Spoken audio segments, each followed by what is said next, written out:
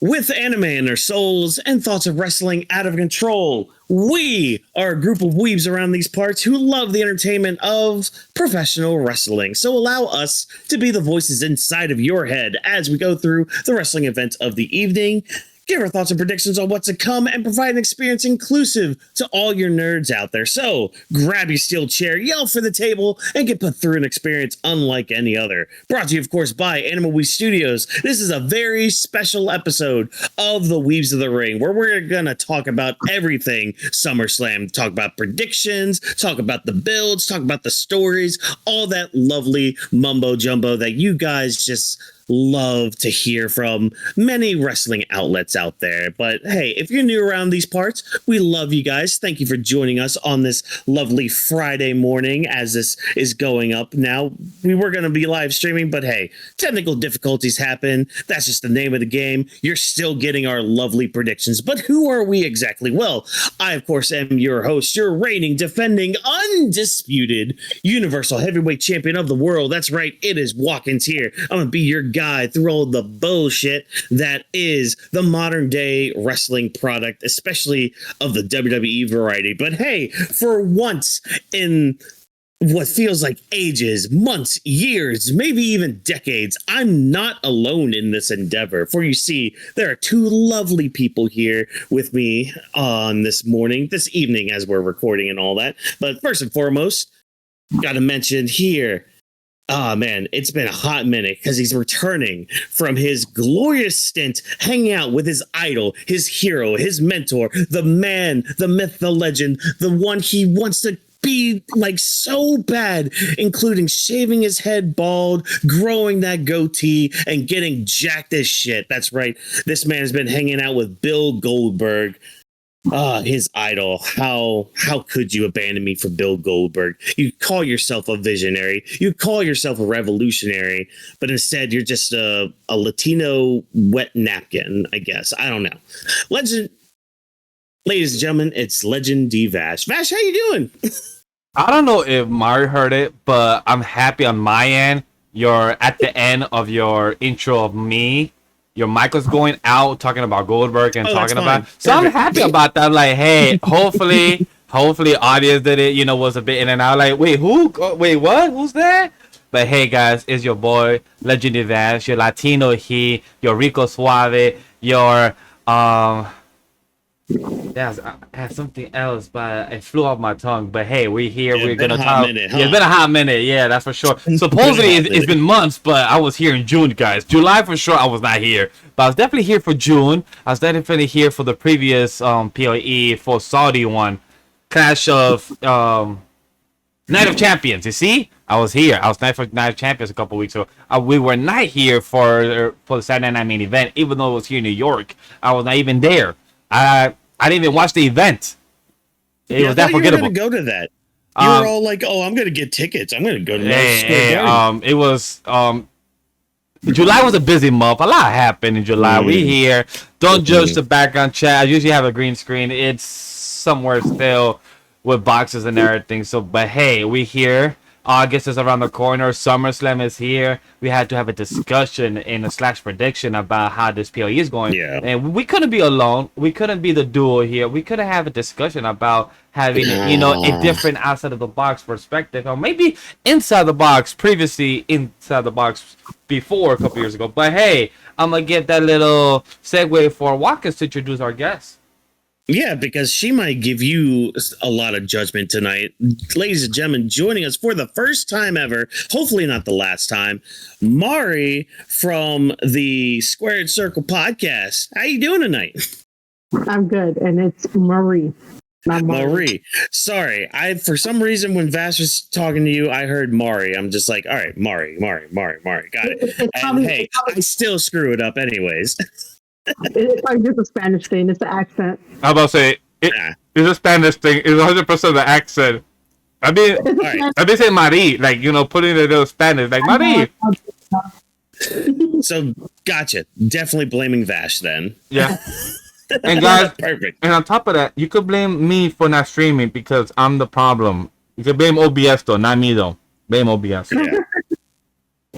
Always will blame you, but we won't blame you for some questionable booking decisions, some definitely not rocky roads that we've been on this road to SummerSlam. I almost said road to WrestleMania, but hey, this is just the summer version of WrestleMania. Now, I want to start really quick because there is a fear I have about SummerSlam, and I want to start out swinging right here. When it comes to our talk, fear about SummerSlam. And it's mainly because of what happened with WrestleMania. And y'all can correct me if I'm wrong with what I'm about to say here as well. But some WrestleMania this past year wasn't doing too well with ticket sales. Wasn't doing too good.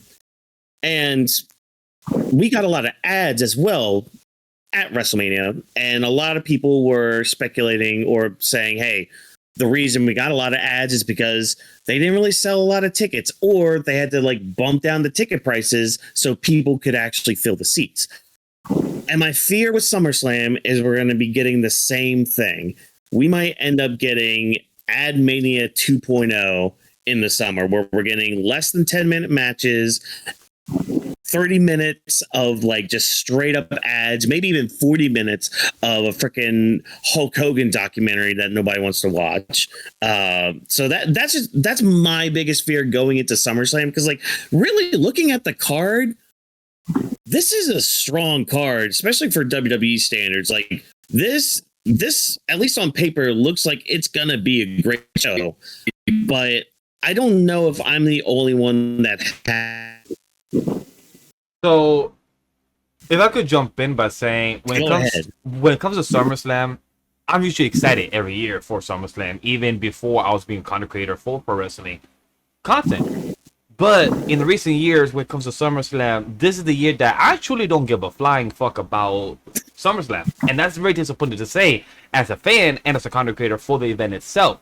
Not because of the company and the wrestlers involved, is more of the story build, like what's being proceeded and how the company itself has been with their ads, with their content, and with the lately past couple months content of media of how they just tell fans, hey, just watch what you want to watch and enjoy it and just, have fun with it. And that's fun to know, but when you're not giving good content, you're allowed to be critiqued. You're allowed to give where your flaws are, as long as that you're giving a critical answer and actually giving your, back in high school, for anybody that actually, did your paperwork and your essays, you're supposed to give your supporting details of why the way you feel or expressing or what's your main topic.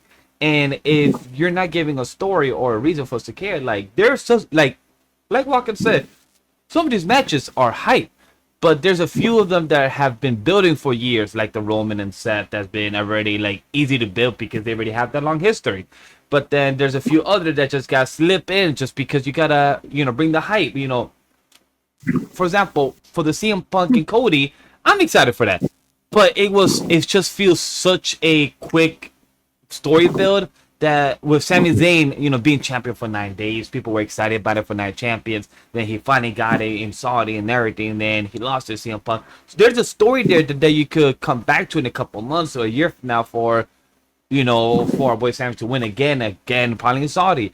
But it's just that some people have to have the losing end of the stick just to have somebody else in the story. And that's where Cody Rhodes comes in. And then that's where CM Punk.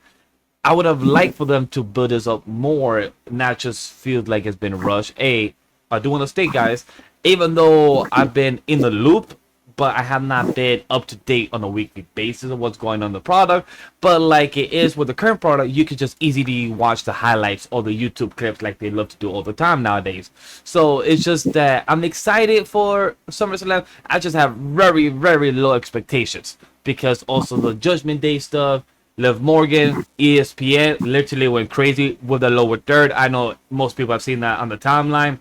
ESPN literally saying on the lower third that 100-day reign for Liv Morgan, but not one title defense at all. And I'm like, yeah, it makes sense why they did it. Are they throwing shade? Could be. Or they, at the end of the day, doing their job, being a sports network, literally stating facts and literally stating statistics at the end of the day. Does it hurt? Yes, but at the end of the day, it's the truth. Mhm. So it just sucks that as someone who's a fan of the product, that you're not having full excitement for it. But at the end of the day, I'm still looking forward to it. Because if I'm going with low expectation, that means they could easily please me for having an actual good show. Yeah. Yeah. Marie, anything you wanted to add to what Vash kind of started talking about right there? I'm also going to say that I do have low expectations for SummerSlam night 1 and night 2. Me personally, I do not think that a pay-per-view like this should have night 1 and night 2 unless you're really going to bring the cards. Like, you got to bring the hype, you got to bring the stories, you got to bring the stuff that people care about and stuff like that. But I do think that by them having the 2-day event, it's also because of the tryouts, because the WWE tryouts are also happening too. And for some reason, like, SummerSlam does feel like a type of event where you could have the tryouts. So I'm not necessarily, upset about the tryouts, because I think that, those are good things.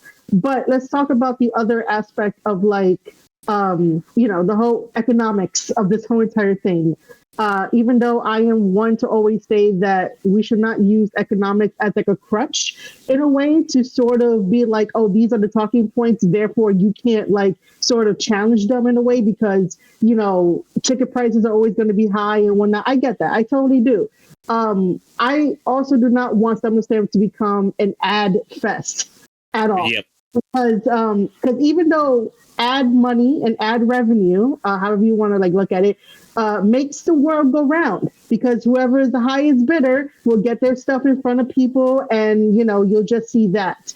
So necessarily, if you don't have the money to get a WWE ticket, it's okay. It's already covered by the ad revenue that the advertisers give to WWE from like TKO and all that. They get their money. I just think that like you should watch SummerSlam for what it is, right? Because at the end of the day, it's still an entertainment thing. If you cannot make it to a WWE event, that's okay too. You could stay home and watch it, or go to like some other places and stuff like that. But to constantly, for other content creators and other people on Twitter that I'm no longer on Twitter, but whoever wants to complain, just to complain. It's more than just like, tiny little problems that you think they're like massively huge when it comes to these events. But yeah, like overall, I just think that like, we should not get like a massive amount of ads like we did during WrestleMania 1 and WrestleMania 2, because then we're going to start losing the whole WWE aspect, the whole WWE spirit and the soul of WWE, that it was once accessible to like almost everybody out there who are wrestling fans, who can go and whatnot. I did hear that obviously they were struggling, and they had like a pre-sale, not really a pre-sale code, but that dude had his own code where you can get like the tickets for $25. Yeah. Yep. So my first initial thought when I saw that, I was like, oh my God, that is so shameless. That was very shameless. I was like, no matter how you feel about Vince and like who he had around him, Vince wouldn't even have not done that. And even if he did do that, it would be strictly for a house show that wasn't going to be shown on national television. You could get $25 tickets for like a house show that wasn't going to be shown. But to just do that, like shamelessly, to be like, yeah, guys, tickets started at $25 for you to go to SummerSlam.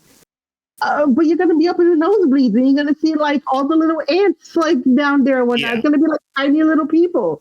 But yeah, overall, I just have really, really low expectations for SummerSlam. Yeah, and I feel like that's kind of across the board too. Like there are obviously some matches that that I know I'm at least excited for, at least to see how it plays out. Hopefully, plays out the way I want them to as well. But yeah, there's also some matches on that I'm just why are you on like a big event show, I guess? Or, oh, we're building up to this now. Cool. Neat. Not really up for it. So yeah, we'll get into all those conversations here in just a moment. But yeah, I feel like we needed to kind of just like kind of break the ice a little bit when it comes to like, especially SummerSlam, and especially with, you know, us still feeling it from WrestleMania with, you know, how that was treated. Like I shit you not, like that first night of Mania this year, it was dreadful. I almost didn't want to stream the second night. Oh yeah, we both felt the same. I was just like, Bash, do you want to? Do you even want to like sit there? Luckily, night 2 was a lot better. It was a lot better, but yeah, it just when half of your 4-hour show is just ads. Come on, you're doing something wrong there. So, but hey, let's talk about some stuff that maybe they're doing right, or maybe they're still doing wrong. Who knows if Triple GPT can actually build a show or not? We'll find out. We'll talk about it. Let's talk about the matches that are going to be happening at SummerSlam. I'm going to say what the matches are, give a quick little like abridged version of the story, and we'll just kind of go in a round table, kind of talk about how we feel about it, our prediction for what's about to happen, and anything else you might want to talk about with it. So we're going to start, of course, with a Hell in a Cell match between Femi and Brock Lesnar. Now, how did this all pan out? How did this start? Well, Oba absolutely, to my excitement, demolished Brock Lesnar at this year's WrestleMania, and it seemed like Brock Lesnar had retired into the sunset after the match. And after some time passed, Brock returned to beat up Femi before doing his little open challenges that he was doing at the time. They ended up having another match where Brock ended up winning after a few shenanigans going on in the match. We hear nothing from Brock during the King of the Ring tournament, which a lot of people are expecting, okay, Brock's going to cost Oba. Brock's going to cost Oba. Why hasn't Brock costed Oba yet? Oba's already in the finals. Is he going to cost him in the finals? Nope. Oba just beats Jey Uso clean as a whistle in the King of the Ring finals, wins his chance at a title match. But next night on Raw, he ends up putting that match aside for the title in order to take care of Brock Lesnar, because Brock Lesnar returns yet again to just pick on Oba again. And the challenge is made. Oba wants to put down Brock for good inside Hell in a Cell. Ever since then, I mean, we've had some promo segments with like Femi and Paul Heyman. We had this weigh-in this past week on Raw where they even had the Hell in a Cell cage like lowered. And I feel bad because Paul Heyman tried to cut a promo and none of the mics he was using would work. They kept cutting out. So already there's some production issues with it. But I mean, this has been an all right build for the match, and I will say, well, I do have some other thoughts with it, but I kind of want to start with you guys. So, Vash, you've already put your your choice in here. Why are you choosing who you're choosing, and any thoughts on like what you've been seeing from the build? Talk to me, buddy. You will have to pay me $1 million to actually choose Brock against Oba. I will choose Oba. I will choose a ruler. I will do the strut. That man Oba looks fucking fantastic. This man, from January to now, he looks amazing. So I want to state that, just like as somebody who loves gym and who just loves like the physique, just seeing how Oba transformation from January to now, he looks amazing. He put the fucking work. So I'll get a huge props to him. But when it comes to build, this build is literally like you mentioned it during the backstory about this build. He won the King of the Ring, and then he like, which he gave a good statement to Paul. Paul asked him, why do you want to do this? He said, I could bring it back after this match ends and say that, hey, I want to cash in his version of his King of the Ring against Roman or against Punk or Cody or Seth, whoever wins, anytime in the next month. That's possible. But like, you could have done a double duty. You could have fight night 1 and then night 2, you could have still cashed in your King of the Ring. But just to say, hey, I don't want Brock to ruin that, because he could do that. And I'm like, that's true. But then now this today or yesterday on the reports, I believe it was Fight for Roosevelt's, one of these outlets. They said that this may not be Brock's last match. He may be taking a break from TV and come back for WrestleMania 43 season. I'm like, why then? Well, why did Oba say that we're gonna pull him down? Why did Oba say, hey, I'm gonna pull him down for good? This is literally Brock's, I believe it's city or nearby city. that you could have just end off in the sunset like you could have this past WrestleMania, but no, you decided to come back. Is Whawkins right? Could it be money? Hey, like to say, money talks. If anybody knows entertainment, Chris Evans, that was Captain America, said he's never gonna come back. Guess what? He came back. Anybody could come back. Robert Downey Jr. said, I'm done with Iron Man. Guess what? He came back for Doctor Doom. So anybody could come back with money. Understandable. But for Oba to win this, yes. For Oba with a build, yes. Do I give a fuck about Brock? No. It's not because he's, like, hey guys. Story-wise, Brock already has moved on. You passed the mantle to Oba. I feel like just stick with Oba already. Like, you're past the mantle. You don't need to continue the big guy, strong guy already with Brock. You passed it literally to Oba. You don't need to do another third or fourth match.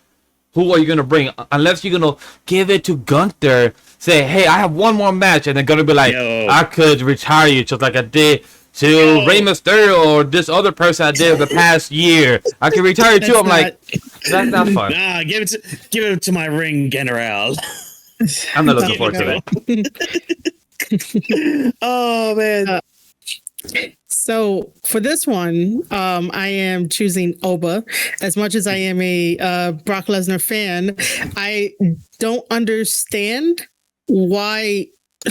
Like, I get the story, I get the build, but for him to come back to supposedly not being a signed WWE person, so he was a citizen for like a little bit, so like, Oba really couldn't touch him kind of deal, which was like, all right, this is weird. And then I think during like one of the promos, Brock Lesnar was like, oh, I heard you were talking, shit behind my back and whatnot. And in my head, I'm like, Oba is the last person to be doing that kind of stuff. He'll do it to your face. Yeah. And even if he doesn't do it to your face, he'll find a phone and use the phone and use social media to call him out. And in my head, I'm like, I am chronically online. I did not see this Oba Femi guy talk shit to Brock Lesnar. That's why I was like, hold on, wait, when did he do that? So that's why I was like, oh my God, what are we doing? I will say that the shock at WrestleMania for Oba winning was like, whoa, what the hell? And then leaving your boots in the ring is a sign that like the wrestler has retired. And in my head, I was like, I was like, okay, I can be content with that. Like, cool, because most of the time I think that Brock likes to live off grid in his place. On his farm, and I have no problem with that. If he doesn't want to do wrestling, he doesn't need to do wrestling. That's totally okay. However, he is a household name, and I think that most of the time TKO really wants to really bank on nostalgia acts now, because they're really stopping, in my opinion, to really build young guys almost the same way that like we grew up when we were watching, Attitude Era and like Ruthless Aggression era, and even in the PG era, that like they were giving time to the men and the women to get their characters over, to get their catchphrases over, to get the stories over, even if like the story was like for 2 months, eventually the nostalgia acts are going to run out, and they cannot rely on the older guys because eventually bodies break down. They could only do so much of wrestling. Once your bump card is like getting almost 100% full, like you really do gotta step to the sidelines and start teaching the newer generation of like how to interact with the social media and all this kind of stuff. What's up, Vash? Oh, I was gonna say, unless you're Rey Mysterio, because Rey Mysterio, come on. those stem cells are working overtime. He's got them stem cells in there. He's just like, oh man, you could have been president of the world, but now you're just helping me run. All right, great. Oh I feel like he's an exception for how good I believe he's 52 doing those fucking, I believe the suicide dives. It's still that good. I'm like, bro, he's an exception as one of them. Man, okay. But yes, I will pick Oba Femi, and I do hope that, this is gonna be like their rubber match, because like whoever wins is gonna be like 2 to 1. Yeah. Okay, so like it has to be whoever wins Yeah, it has to be, but like whoever wins, that's it, man. Like no more. Like I said, as much as I like Brock and whatnot, and I appreciate what he's done for the business and all this kind of stuff, he's a household name.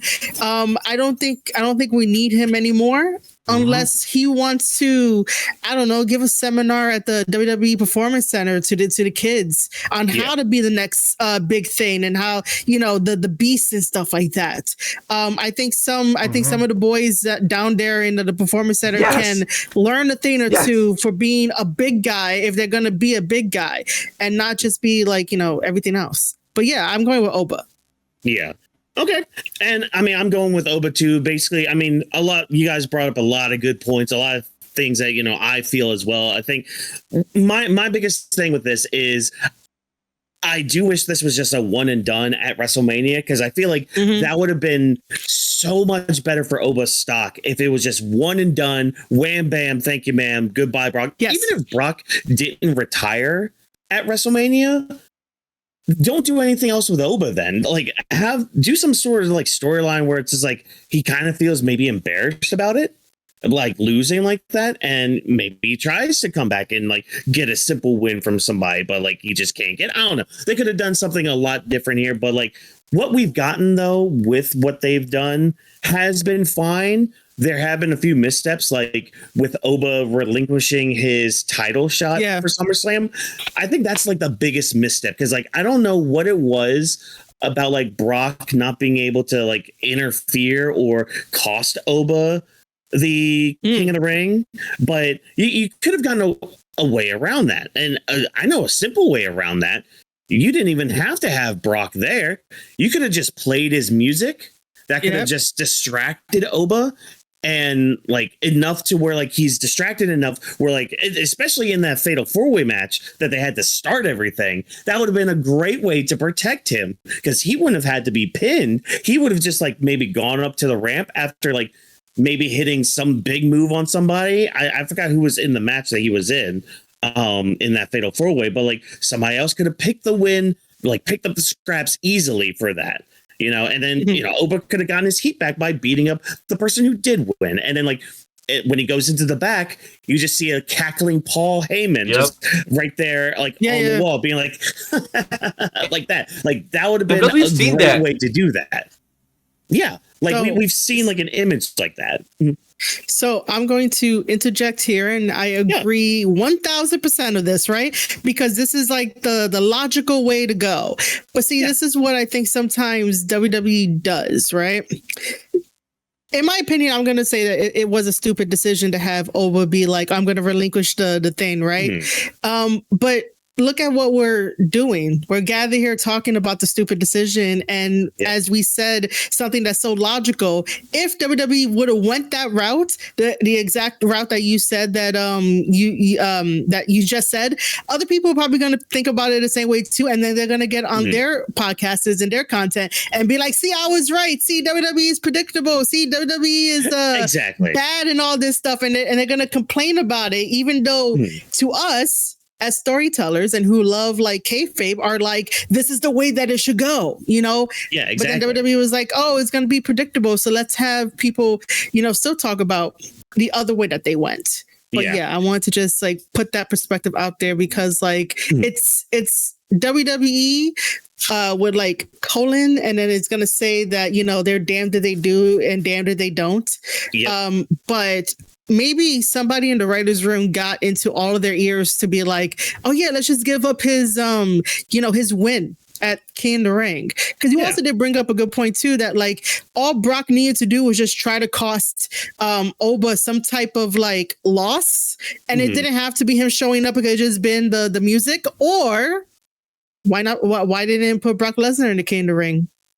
Yeah. So that way we could have maybe a matchup, and then like Brock Lesnar like defeats Oba in the King of the Ring, goes on, and so that way there's a reason heading to SummerSlam that Oba wants to get like his win back because Brock Lesnar is like older, he doesn't need it. What is he gonna do with the King of the Ring? This is Oba Femi, this is his land, this is his jungle, like all that stuff that he says. Like that's how you like build story. If they would have went that way too, and then also with your idea, like we'll be having a different conversation here. Exactly, and just to kind of put like a good like period point on what we're talking about here, like it's I wish people could get into their minds. It's just like you can be predictable. Being predictable is fine. It's all about the execution, and it's something that like I always try to push on any of our shows and any of our discussions. It's like you can be predictable. It's fine. Just how do we get there? How do we get to that destination? That's the most important part here. And I mean, the way we're getting to this, it's been a bit rocky, but I will say I besides like Oba relinquishing the title shot, I've kind of enjoyed the build a little bit because like Oba's gotten some time to shine on the mic, especially against Paul Heyman. Like, I mean, if you can go toe to toe with Paul Heyman for a bit, you're made right there. And like it's not like Oba has to go through like these soliloquies or haikus or anything to like really get his point across. He's Oba Femi. I mean, as kids say, he's got that aura and all that. He's got that dog in him. Whatever kind of thing you want to say and all that. Like he's aura farming, chat. He is the aura. He's not aura farming. He is the aura. Like you see that silhouette. He's basically aura maxing because we got to put some maxing in that.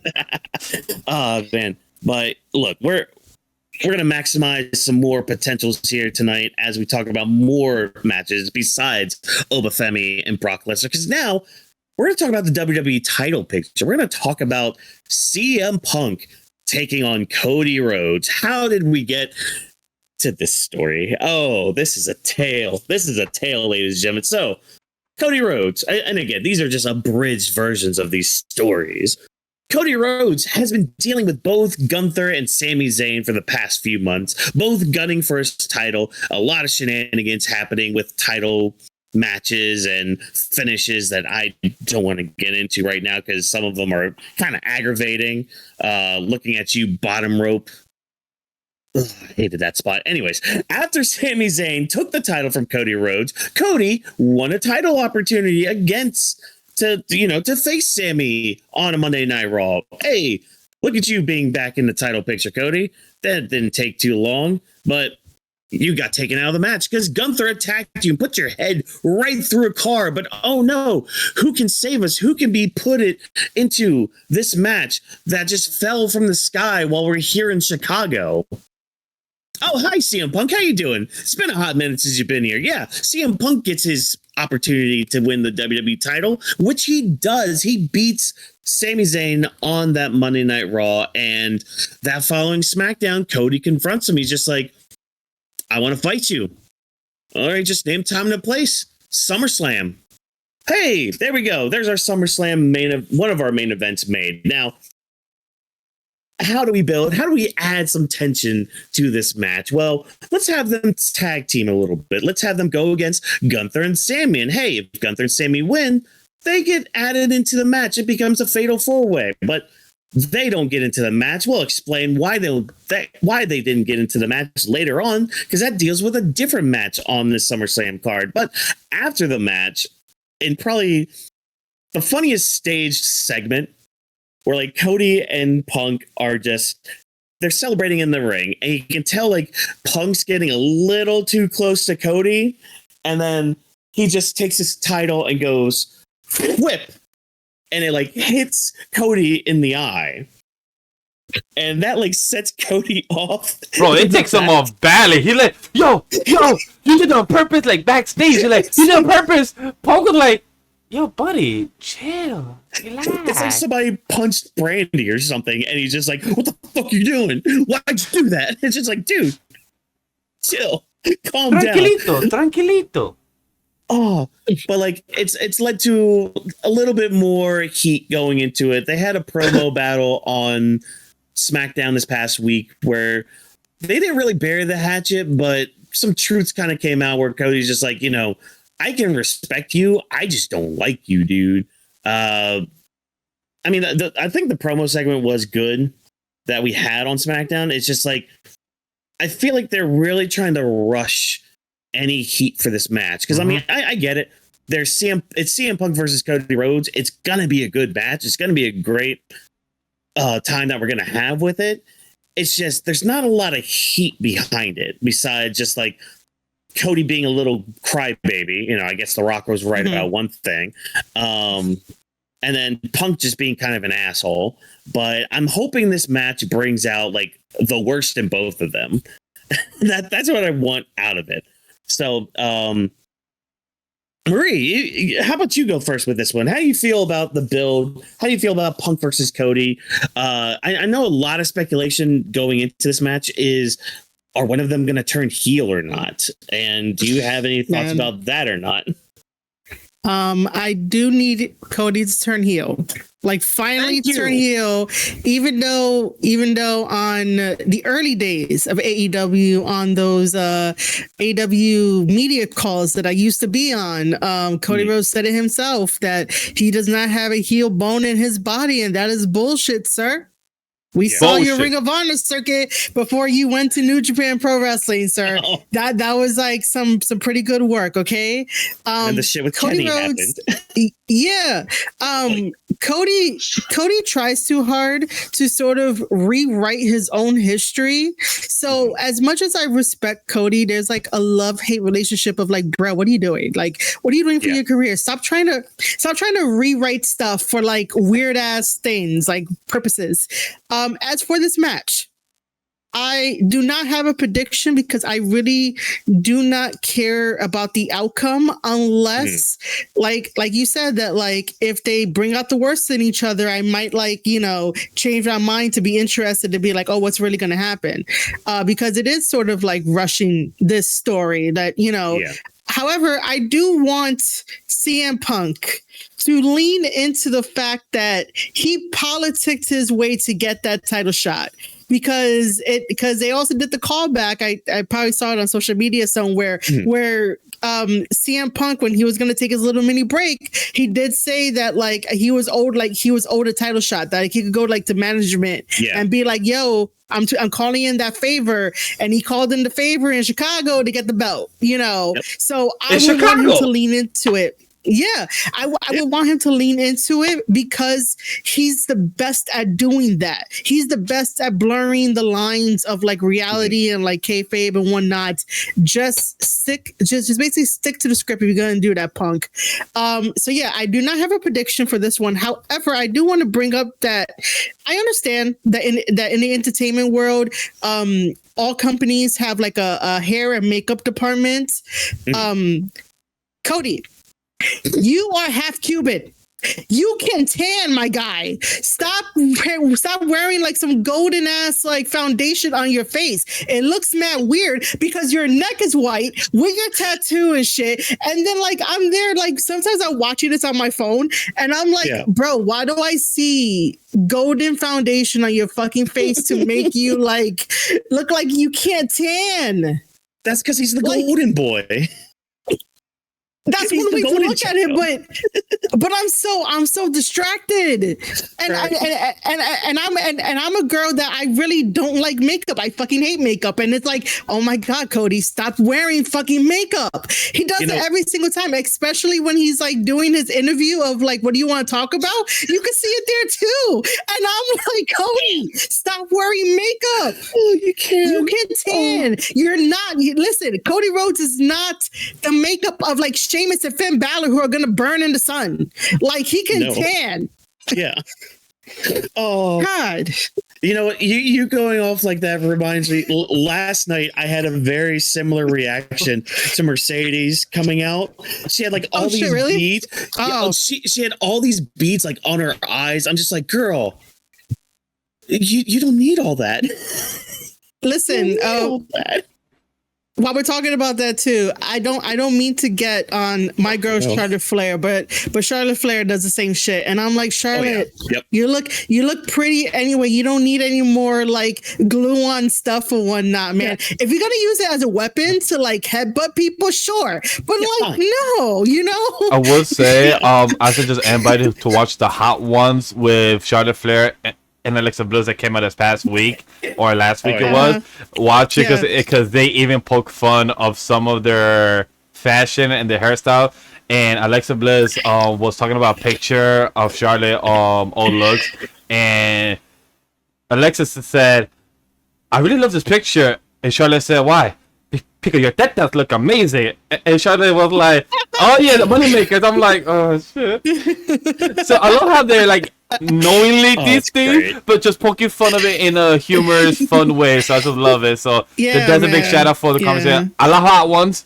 So that's anytime to me, I always tell people, Chris Van Vliet and Hot Ones are two of the best people that know how to do interviews in the most creative way. So that's where I would love to shout them out. But to also transition to what you were talking about, I 100% agree with Cody Rhodes makeup, because my wife has brought it up too. But I didn't expect anybody else to bring it up other than my wife. So it's just like just to hear the show, it threw me off. If anybody saw, I was just controlling my laugh because I was dying. You were. I was dying. I had to go on the side. I was like, boom. He went boom. I was like, come in. Oh, that was hilarious, Chad. Trust me.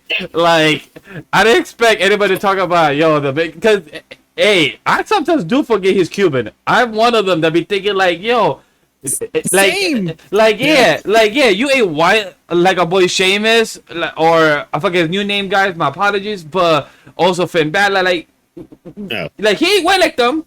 But Cody, you can get scheduled like, don't be like Braun Breaker either. Braun Breaker be doing too much. Don't be like Braun. That Braun shit's too much.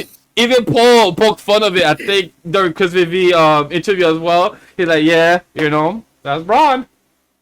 Yeah. So I do agree on that one. But I have to be on the same page with Marty. I don't care who wins here as well.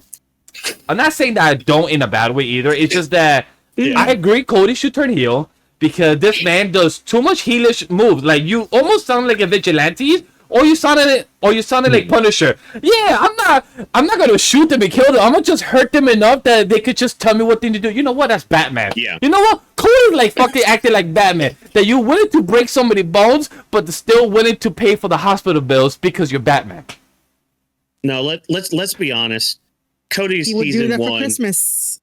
Cody is season 1 Homelander, where he still thinks he's the good guy. Yeah, it's like, I'm the good guy. I'm doing good things. It's just like, are you though? I just can't mention that one because I haven't seen it. I am so glad Damian Priest was the one to be like, yeah, everybody's tired of like the same people on top. It's just like, yeah. Thank you. Agree. Even the boys in the back are saying, that. Cody, please just take a step back or turn heel. Yep. Or that's the biggest thing. Like, have that character change so people can like gravitate back to you again. On top of that, like you said, take a step back. Maybe work on the US Championship after whatever's going on in maybe a couple months, because you could become the Grand Slam champion and take that off your bucket list. Because all you're missing is the Grand Slam. The Grand Slam with the US title. So once you check that off, you could just take a break. God. So I'm just saying, No, it's just I had an idea, and I would just be like, bro, you got to stick to the script if he were to go for the U.S. title, right? Because we all know how Cody Rhodes loves to be a politician. He dresses in a 3-piece suit every single time. Like, this motherfucker don't sweat. Oh my God, with the US sweat. Yes. With the US title, just lean into it, and if people give you shit, just give them the middle finger, or just be like, oh no, you guys love me. What you say? Why you guys like, you guys love me? Like, he should lean into it and be the politician that he's eventually gonna be like in a couple years. This motherfucker's gonna run for that.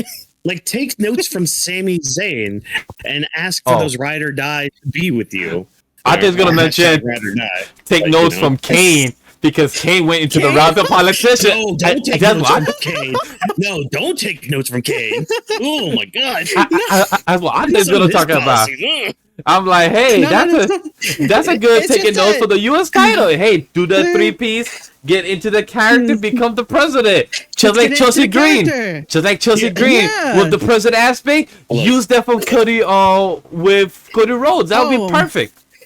Okay, wait, hold on. Since we're fantasy booking, let's make Chelsea Green the United States Women's Champion. Let's make Cody Rhodes the Men's Champion, and let's get Matt Cardona jealous because they're all friends. Yeah, I was about to bring that up. Exactly. Matt Cardona be like, "Damn, you the president with my wife." He like, "Yeah." And then you can make the storyline just like Maxine is married, but has a storyline with Austin Theory, so you could do that on screen. That works right here, WWE. If you hear this podcast and we see the storyline a couple months, we know that y'all took it from us. Book us. You got the new mega powers too with Cody and Matt Cardona. Yep. Yeah. With Chelsea. It's literally right there. It writes itself. It writes itself, man. It writes itself. Just do This is why Cody needs to do this shit. And stop wearing makeup. Exactly. Stop wearing makeup, turn heel, and woo Chelsea Green. Woo, woo, woo. There you go. Just like you were with Danhausen a couple days ago. It writes itself. Damn it. It does. Yeah, but to kind of backtrack with like the match and all that. Look, Punk is winning is what I hope. Yeah. I'm going Punk as well with it. I mean, for me also, this just kind of feels like part one to their feud. Agree. Which, and plus it's so short. That's fair. Yeah, like the whole build for it's been short. Like I feel like this is just part one for it. Something's gonna happen here where, again, I hope they bring out the worst of each other. You know, much like my ex-wife did with me. You know, bring out the worst of each other. That'd be great. That'd be awesome. Sorry, I have to do jokes like that. It's fun. We have fun. That's not okay.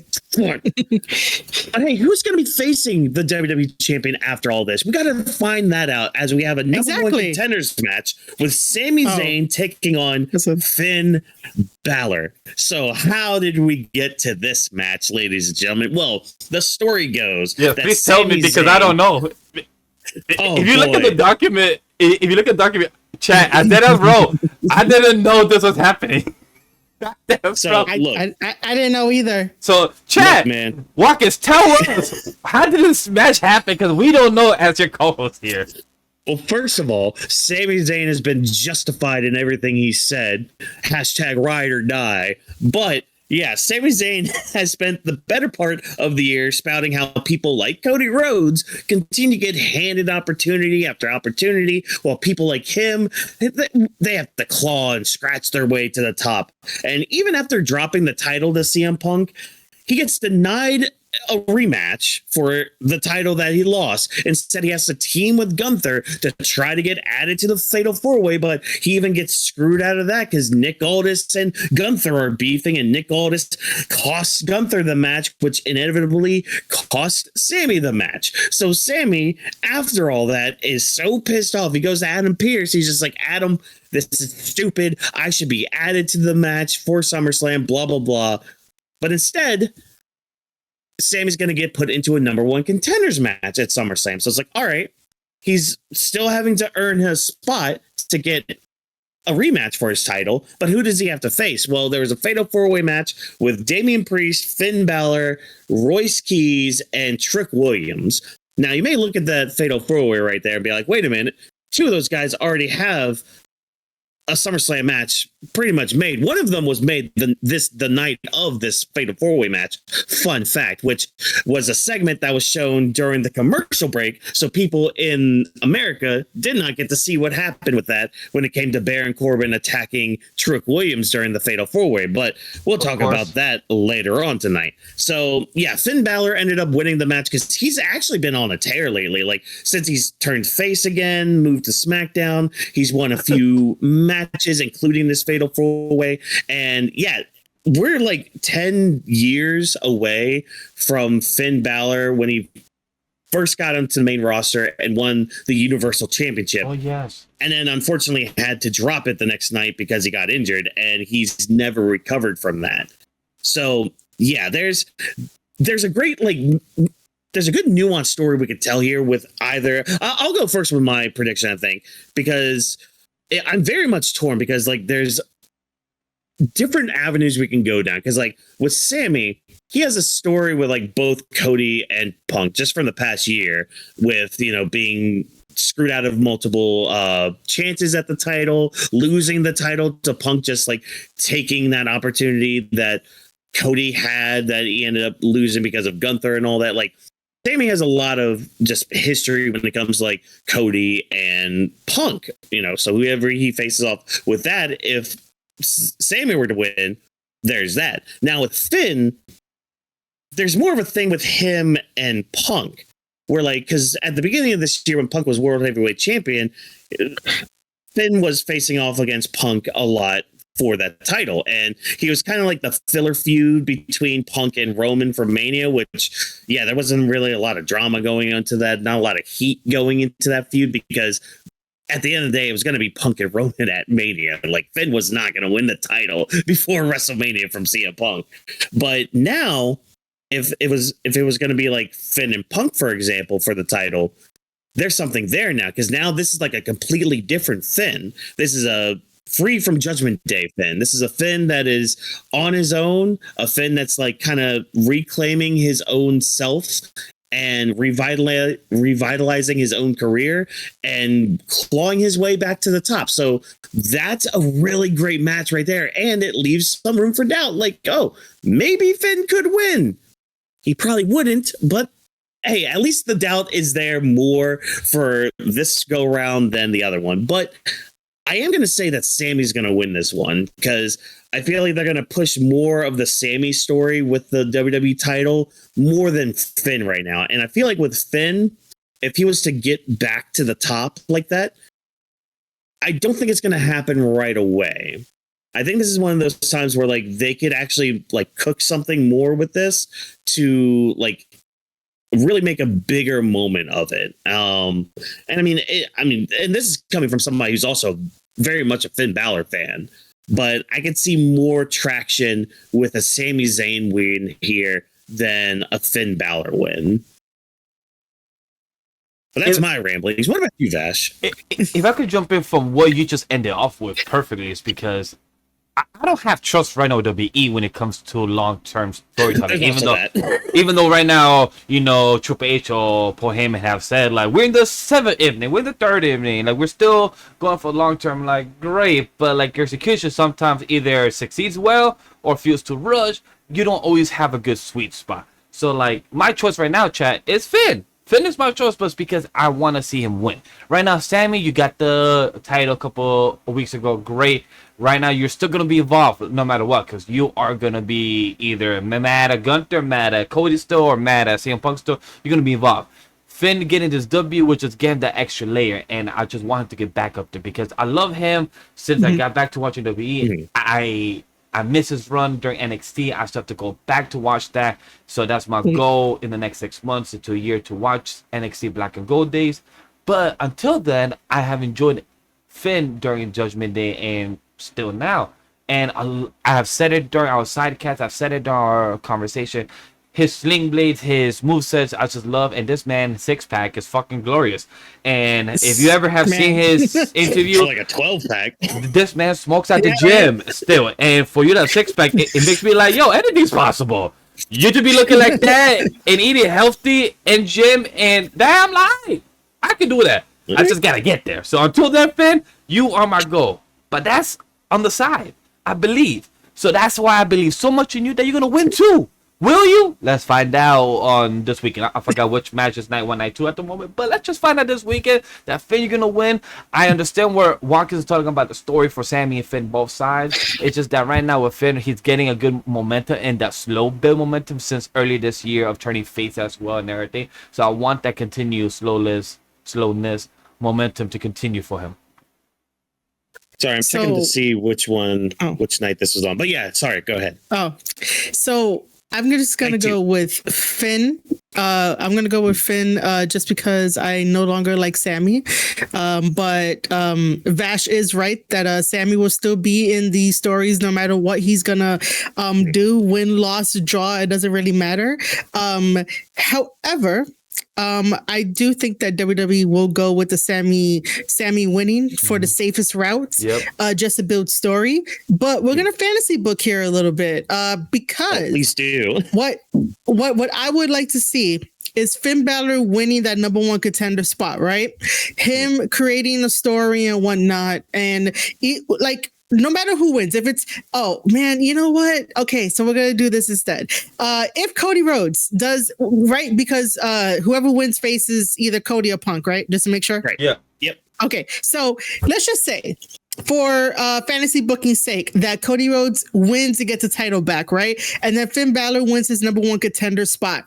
We can redo a slow build of Bullet Club members and coming together, because right now, I think for me right now, out of mind, out of sight is Tama Tonga at the moment. And Tama was saying that in order for him to, like, I guess, get to the next level, he has to eliminate everyone that he's ever been associated with in New Japan Pro Wrestling.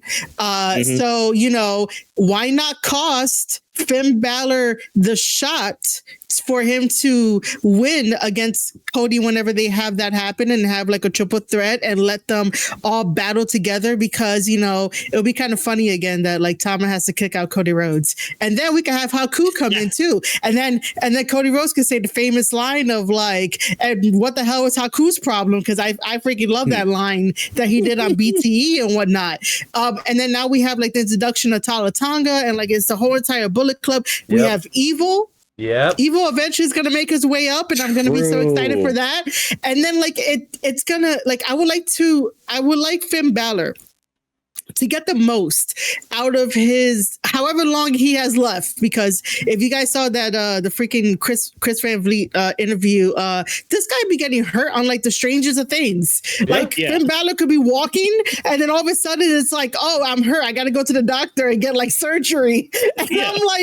And I'm like, how do you live, sir? So I don't know how much longer he has to be a professional wrestler and whatnot, but I would just love this, like, giving him his flowers, giving him all of the other guys' flowers that they have all interacted and build this story, and like do it in WWE setting because it's a bigger platform. And I would just like that, because then now Finn Balor is gonna feel more important, and Finn Balor is gonna feel like a big deal when he like came in. So like that's my fantasy booking. I hope that like one day we get that done, man.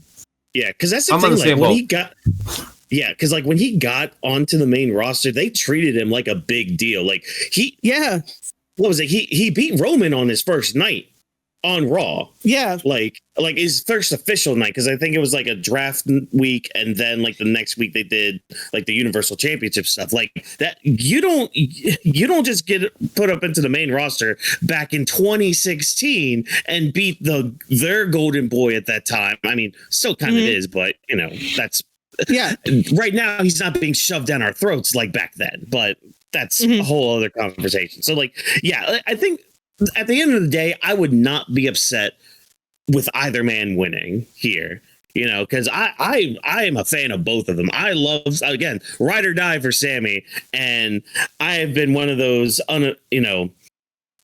unfortunate Finn Balor fans with the main roster being like, it's gonna be his time, it's gonna be his moment, right? It was moment, yeah. Damn it. And plus, he just looks happy right now on SmackDown with the scenes with Tama Tonga. I bet he also had a scene with Shinsuke a couple weeks ago as well. I think back in June or May, was it? I just don't remember when it was, but I know it was recently. So I know, like, I was watching or doing our shows for the last 3 months. So just seeing them like having the little small vague moments of like, we're gonna do something. Remember, long-term story building. We're gonna continue to catch an eye. Maybe in 2 weeks we're gonna finally talk to each other. So I'm like, I'm hoping he wins. And you did some great fantasy booking, so I'm here. I support it, and I'm here for it, and I believe in it too. So hey, you have two people believe in it. Let's just add more, and then it might happen, and people might hear it, and then maybe Creator will be like, you know what? We like the idea. Yeah. I believe in Joe Hendry. Yep. Look, you said it too many times. I had to. It works. It works. You kept saying those 2 words. I'm just like, Joe Hendry. Oh, man. But you know whose name I am going to say now? The Ring General's name, Gunther. That's right. Gunther has a match at SummerSlam. He's taking on a general manager. Oh, how the mighty have fallen. But hey, at least the general manager is Nick Aldis. Now, how did we get to this lovely match that we have here? Life has not been great for the old ring generals since making the move to SmackDown. After getting screwed out of winning the WWE title on multiple occasions, he takes his frustrations out on SmackDown general manager Nick Aldis. Aldis is, of course, not a man to back down, especially if he's physically assaulted by somebody. Like, he's not going to hold back after that. And obviously he retaliates, and this leads to a bit of trouble with, you know, his boss, Triple H, who ends up making the match official. Now, Nick Aldis did relinquish his SmackDown general manager duty, so I don't know what they're going to be doing with him after all this, if this is just going to be like a one-off kind of thing, and maybe they just move him to Raw to be a general manager, since I guess Adam Pearce has been doing more with like SmackDown, but he's been doing like both shows and all that. I don't know, that's at least a way to kind of like their wording of relinquish your general manager of SmackDown duties. I feel like that's the loophole to like put him on Raw as a general manager there, because him as a wrestler, at least on WWE's roster right now, I would fear that he would get lost in the shuffle, and I wouldn't want that for somebody like Nick Aldis, because he is a really good, at least on the show wise, he's a really good character. I've seen a little bit here and there of his wrestling. Like I tried to look at some tapes. Thank you, TNA, by the way, for putting up like a best of Magnus on their YouTube channel. So, you know, go watch that if you want to have some knowledge on Nick Aldis. But I mean, at the end of the day, it's going to be Gunther winning this. Like, if Gunther loses this match after retiring in the span of a year, retiring AJ Styles, Bill Goldberg. I'm sorry, Vash, I had to remind you of Bill Goldberg retiring, and John Cena. Like, what are we doing with them at that point? I mean, like, Gunther's a good hand to have to be like that boss that you need to beat in order to be put into the main event picture. Like, that's really a good role for Gunther right now. He fits that role very nicely, and he needs to stick in that role. And if he were to lose to Nick Aldis, I feel like he would lose a lot of stock from that, because Nick Aldis, as good as he is and as good as he can be, he also hasn't wrestled in like 3 or 4 years, you know, or at least, you know, on TV, mind you. I don't know what he does outside of everything, but I'm sure it's not much. And also, shout out, you know, we mentioned Chris Van Vliet earlier. He had an interview with Nick Aldis, and Nick actually got very emotional, like saying this is his one chance to show out for everybody. He's really hoping that he is able to put on a good show for everybody. And it got me heavily invested in this. I mean, I was already kind of looking forward to this anyways, to just see how Nick Aldis does in the WWE ring. But just having that clip alone, I'm like, all right, yeah, you know what? I hope this is a good showing out party for Nick Aldis. But I mean, at the end of the day, it's got to be the wrestler Gunther winning this one. Like, I feel like you would lose so much stock in a guy like Gunther if he were to lose to Nick Aldis. If he earns Gunther's respect, fine. That we could do that. We could easily do that. That's fine. Whatever. But it's got to be Gunther. Like, and that's just not me being biased, because I actually do like Gunther. Like, because I do. Oh my god, I love Gunther. But this is just, you know, objectively, it needs to be Gunther. Vash, go ahead and hate. No. Go ahead and hate, Vash. I know you hate. You're a Gunther hater. I know you are, because you quote unquote say he's boring. I've said that very, very little times. But in those times, he was boring, stale. But I wouldn't blame him. I would blame the writers and the booking. But we're not supposed to blame them. Sorry, Triple H. I gotta blame somebody. But Gunther as a wrestler, he's great. Like, as an in-ring, he's good. He's great. But when it comes to character-wise, in the booking over the years, it's inconsistent. Like, you go have him the titles scene in the main eventing, but then you have him retiring people. He's not going to be the legend killer like Randy Orton, but he's going to be the retiring person. I'm like, all right, cool. But then now we have him finding general manager. One, I was also stay as well with Nick Aldis. I was aware about him over the years, just never seen his matches consistently. So I know that he's good, and also from word of mouth. But I'm one of those fans that's also looking forward to it. Like Chris said, that everyone, all the fans are looking forward to this match. And just because of his, I heard like the first 30 minutes of also a podcast episode of his. I didn't get to finish it. But just this interview got me more invested in the match, that this match out of the 12 matches, just saying like randomly ranking them, like this was probably my 5th or 4th excitement one, but now this is probably the first top 2 that I'm actually looking forward to, just because of how Nick is right now putting a lot of pressure on himself of this being a good execution on a big show, on one of the biggest PLEs of WWE and what they do. And for him, he's just worried that he will, miss a mark, he'll miss a step, or the match will be a bit the flowing. So I'm just want to see Nick and Gunther do a great match, execute what they need to execute, and give us a entertainment match to be proud of, that they can also be happy about. And I also would think Gunther would be winning, as much as I would love to see Nick, probably take a W. I don't think also that he will be staying as a wrestler, because I do agree that he will be lost in the shuffle, and that's not a great thing to say, because I would love for Nick to be involved in something. But at the time, this would be a one-off match. If there's more in the future, great. Just I hope that we book him well, because he deserves it, the push, or just to get the right treatment. But on top of that, if we have him move to Raw, I would say that's a good switch, because Adam Pearce has been on Raw for the past couple of years. The same thing with Nick. So if you want to do a switch with the flow of the character, I feel like that's a good way to use it as a storyline. So for me, I support that. So I was gonna say that when Gunther was doing the whole retiring of wrestlers, that was boring. He somehow became boring when he was a very hot wrestling act, a hot wrestling gimmick. And then all of a sudden it was the same moves, almost like if he was like taking people to his own version of Suplex City. And I was like, bro, I know you're better than this. Like, I just can't. And he, from what I see from clips, like, it seems more like Gunther is whining for his spots and his opportunities. And I'm like, bro, you once commanded this ring. You once commanded like everybody. And then all of a sudden you are whining.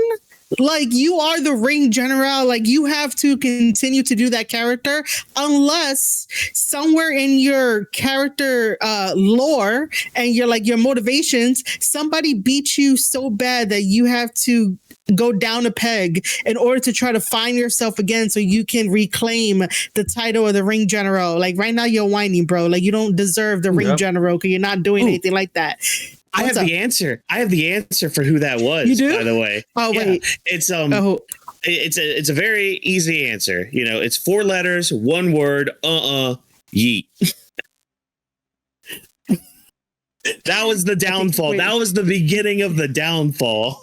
Yeah, I totally forgot about that. My brain now is like, oh, what the fuck happened during that time? But Jay, And it's, I mean, honestly, it's not any slight to Jay. It's just like ever since that loss to Jay, It hurt his character a lot. That's what. Oh shit! That's when like the whiny Gunther started coming out. Yeah, because remember, everyone brings up that he put you to sleep or you tapped out to Gunther. Shit. I Since then, forgot that. it really falls flat for his character, because I feel like the phrase or the saying is that you got a crack in your armor. Gunther was always strong in the Shield. That he had that good type of command, like you mentioned. But once that crack in the armor, that he got tapped out by Jey Uso, the guy that yeeted, that even your own cousin Solo Sikoa would literally say, "Are you gonna yeet for 30 minutes to put people to sleep?"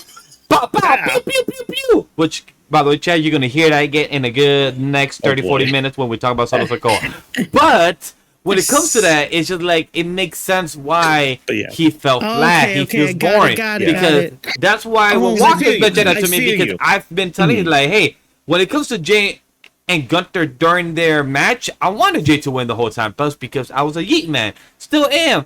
But it's just that I don't, like, as somebody who lives at home, I don't go in person. I'm not yeeting for 30 minutes. So at home, I'm like, yo, Jay, this is fun, but not for like 10, 12 weeks.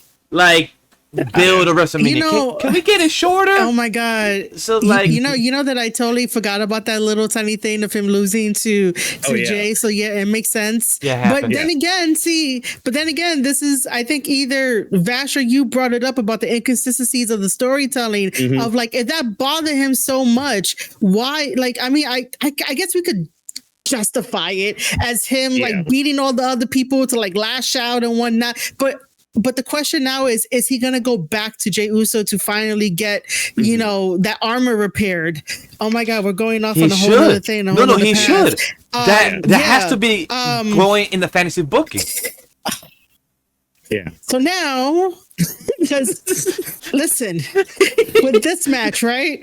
Yeah. With this match of Gunther versus Nick Aldis, my heart is settled on Nick Aldis. Because the one thing that Nick Aldis has that everyone else that faced Gunther, except for Jey Uso, didn't have is the fact that Nick Aldis was the NWA World Champion, holding that 10 pounds of gold, and we all know how I want to say amazing, but we all know how important, that's the word I'm looking for, important the NWA is in the whole entire conversation of professional wrestling, of the territory days and all that kind of stuff, and how we got to like this big machine of like WWE and all that. So that's the only reason why I would think that they will have Nick Aldis win, because it will be very stupid after everything that Nick Aldis has been through with Gunther to just be like, oh yeah, I want to be a wrestler for one night only and then fucking lose. Like, you know, listen, my heart is settled on Nick Aldis, even though it might not happen. Yeah. No, trust me. I feel there have been many predictions that I've made on this show that have been from the heart. And we'll have one later on tonight where it's going to be a full-on heart pick, where I'm just going to be like, this is the heart. I know which one wants this to happen. I know which one is. I hope you know which one. In Madam President.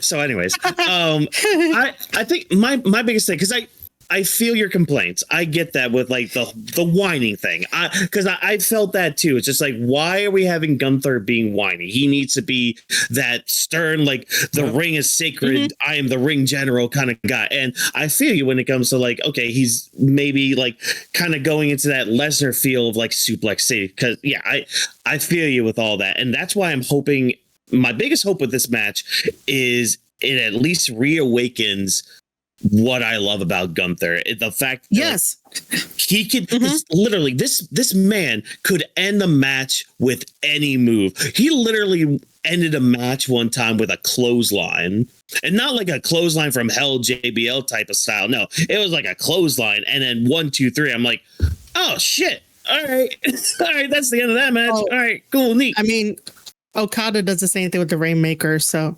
Well, that's it's the possible. Rainmaker. It's possible. That's a whole different story. That's like, that's possible. A move though, but it is. Man, sorry. So I just remembered I got to see Okada wrestle live, so I'm just like, thank God I got you. That was that AEW show I told you about. Well, I mean, I have his signed towel that I won. That basically I won in a giveaway, and it's like tucked away neatly and whatnot, so it's signed. Oh, that's so cool. Awesome. Yeah. Oh, that's really cool, man. That's a really cool piece of history you have. And you know what else is going to be a really cool piece of history? Getting to witness, possibly for the last time ever, Roman Reigns versus Seth Rollins for the World Heavyweight title. I mean, not really much to say about the story, because like, honestly, if you've been in the WWE or like wrestling world for like just the past 12, 14 years, you kind of know their story already. You know about the Shield. You know about the breakup. You know about how, like, Seth cashed in on Roman Reigns. You know about how they had their match at Money in the Bank 2016. Yeah, 2016. Where, you know, that led to the Shield triple threat, which, thank God Dean Ambrose won that, but whole other tangent for that other time. And, you know, leading up to the Tribal Chief days, where, like, the one blemish on Roman's record during that time, during that record-breaking era, was that DQ loss to Seth Rollins. So now we're running this all back. We're finally going to hopefully end it. Can Roman Reigns defeat Seth Rollins when it truly matters on a huge stage? Murray, what do you think of all this? What do you think of all this? The cinema, if you will. Yeah, it's definitely going to be cinema. All right. This should be the last time that these guys face, but they're going to be like 80 years old and they're still going to be facing each other, and they're still going to be throwing insults and whatnot and stuff like that. You do know that, like, I have not been watching the Unreal series, but, like, when we get to Unreal season 4, these two are probably going to be the headliner for that season. Probably going to be the headliner. Again, the same thing with Cody versus CM Punk. I don't have a pick in this one because, like, it's never ending. So it doesn't matter who's gonna win, because like both of them are still gonna show up the next night on a Monday Night Raw. Both of them are still gonna do their duties. And both of them are still gonna one is gonna like still continue to feud with the Vision, and then the other one is still gonna feud with like Bloodline stuff related. And like I don't see anything new getting thrown into the storyline between both of these guys. You know, right. I don't like, we need something to shake things up for me to like care about it, because I'm like, I've seen this before, guys. I don't know what you guys are going to give me in terms of the match. I do know that like it's going to be predictable where Roman is probably not going to take a lot of bumps. I can tell you right now, he's not going to bump. Nah. Seth is going to bump. They are going to brawl. You might get the stupid like collar and elbow tie up, and then like they show off into the ropes, and then they back off, and they do a little pandering to the crowd and stuff like that. But like, just like I already know their match. I already know their song and dance and their formula, and this one is going to be entertainment. So do not expect a lot. But yeah, I do not have a pick for this one. Okay, what about you, Vash? I feel like she spoke perfectly. I don't need to add anything. Like she said, literally, I don't have a choice either for winner. The match is going to probably go for a good 25 to 35 minutes because of a lot of walking around or farming. Also, if you don't count the entrance, the entrance and the match in total is going to be 45 minutes. That's going to be 20 minutes itself. Yeah, the entrance of the music, the ore farming, the point to the finger, the walk that Roman does, all that. So, you like, this is where you will not say sports. This is where you will say entertainment. This match will be entertainment. Not because it's not a bad thing, guys. It's because we have seen them do this, and we have seen Seth and Roman's, like she said, the formula already. Or like CM Punk said in the press media with Michael Cole, the format. Yeah, don't worry, I got you. So like, hey, CM Punk will know. This is just a format for them. It's already part of the script, and it's gonna go fun. And I just cannot see these two guys hate each other because of that one thing that from 2016, for anybody that will have a memory of this, or if anybody saw the clip, if I'm the only one that's gonna suck, is when Seth and CM Punk did a promo of a karaoke drive car scene. I forgot, for some late night show in LA. I forgot who it was. Yeah. Okay. I know. And Seth and Roman had to say nice things to each other in the most aggressive, passionate way, and it was the most funniest thing. So whenever I see them actually ride along. Something like that, or one of the adjacent ones. It was like a ride along karaoke where Seth was driving and Roman was in the passenger princess seat. So both of them were, I call it that. Yes, that's how I call the passenger princess. I love being a passenger. See, exactly. I'm just so used to my wife being in it, so I just call it passenger princess seat. Yeah, but whenever I see them arguing, doing the promos, even during the sidecast or whatever it is, every time I see them, like, deep down, I know backstage, they're like, yo, guys, great promo, give a hug. They just say, yo, we killed that shit and everything. So in my head, like, when it comes to CM Punk Seth, I know that like, under that is real hate. That might be true. But when it comes to Roman and Seth, they could tell them, I fucking hate you. I hope you die. But then backstage, they'll be like, yo, love you, bro. They're hugging. Yo, have a good night. Yo, take care. See you tomorrow. All right? Are you half next week? That's why, like, during this build, you could tell, like, the best parts of it have been when they've both been on TV, because, like, you could tell they love working with each other. Yeah. Even though, we hate each other. You could tell that there's love there with each other, because, like, they kind of bring the best out of both of each other, when they're across from each other. There's a line from wrestlers that say, working with a person you like or like a wrestler you love, it will always be better because you would love to hit them in a loving way. Because that's what Charlotte and Alexa said also in their Hot One, saying that they had a great match, but it's because they actually love each other and they will do better. I'm like, usually in my head, I thought it would be the opposite, that if you hate the person, you want to hit them more. But then when you think about it, psychology is like when you actually like the person, you want to take care of them more, grab them more, secure, everything is more to the T. So back to what I was saying, Roman, Seth, love ya. I know you're gonna execute a great match, but whenever y'all do promos, I know y'all don't want to hate each other deep down, because at the end of the day, y'all passionately hate aggressively each other in a loving way. That's all I got. Well, look, I'll be the decisive one in this trio here. I'm gonna say it's gonna be Roman, because and I think that my main point with it is this run that he's on with this world heavyweight title. It's more of one to kind of prove that he's away from that tribal chief ways. Because, like, and this is one thing that's kind of been bothering me. And this kind of, like, bleeds into this next match. That's why it's, like, structured our talks like this and all that, Very nice. I give props up because I saw the structure during the show. So very good. But with LA Knight, because he's been part of this build too, with saying things like, oh, Roman's going to be using the family to win. And even Seth said that in some promos too, like, pointing at his shirt. He's just like, are they going to get involved? And I'm sitting here thinking, since Roman has won the title from Punk at Mania, he has not had help at all. Sure, there's been like an asterisk with his first match with Jacob Fatu, which, God, that was another thing that kind of irked me. I'm just like, oh, come on, exposed turnbuckle, man. The ref was right there. You saw it. Oh, you idiot. Whatever. But whatever. Besides that, it's just like Roman hasn't had any outside help to win his matches, at least right now. And that's kind of the run that he's on right now. And we even saw that, like, there was a couple weeks ago where Seth actually walked up to Jacob Fatu and was just like, come on, like, after he had super kicked him too, and Fatu did nothing to Seth. He didn't retaliate. He didn't fight him afterwards. And Seth's just like, yeah, that's what I thought. Roman told you guys not to touch me, huh?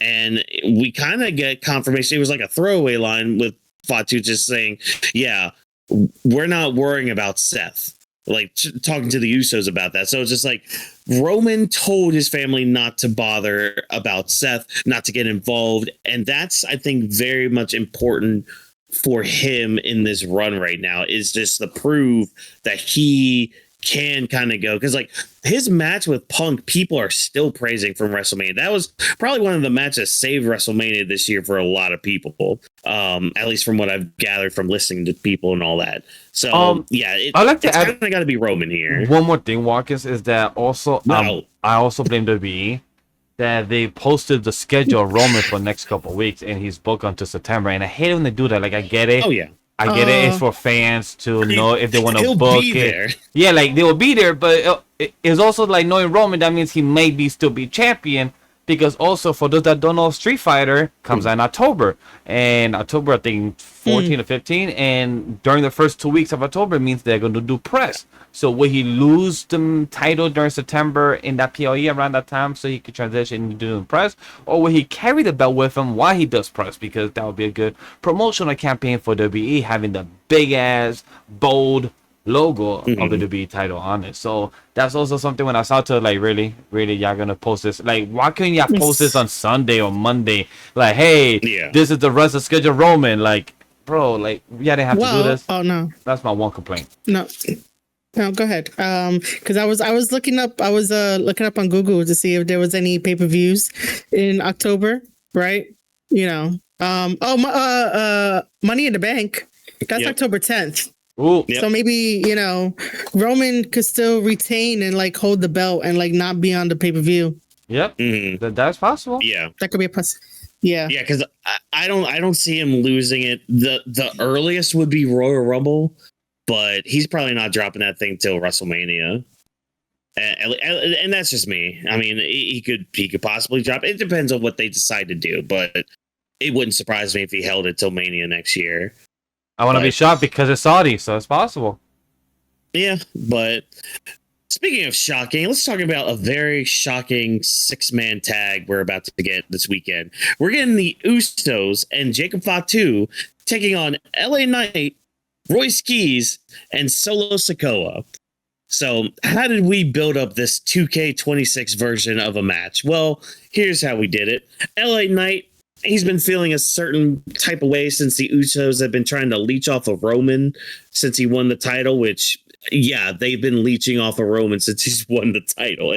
It's been kind of funny, but obviously somebody's dealing with some PTSD because of the bloodline era going on and all that, and didn't really help when Jacob Fatu joined the group and, you know, being their new enforcer. But meanwhile, with all that, Solo loses the backing of the MFTs. He loses both Tama Tonga, and the other two that got released, and hopefully the one can actually wrestle and do other good things because, goddamn, that company held him back. But whatever. We'll talk about that during another tangent, I guess.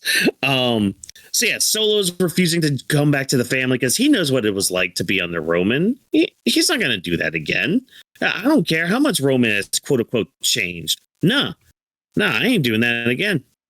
Forget you guys. And Royce Keys is just in the middle because he knows both Solo and Jacob Fatu and has history with them. And he's just kind of caught in the middle because like Solo wants to help him, but he doesn't really want the help and everything. So after like a few good like promo segments from everybody, the match has been made. And I'll tell you one thing, the person who's been shining the most from this build is Solo, like especially the past Monday with his with him actually being a character, like not being the stoic silent type, not being wannabe Roman Reigns tribal chief, or you know, looking like a character that you would play as in GTA Online. No, he's actually being a character now. Like that whole pew pew, you know, yeet for 30 minutes promo he had this Monday.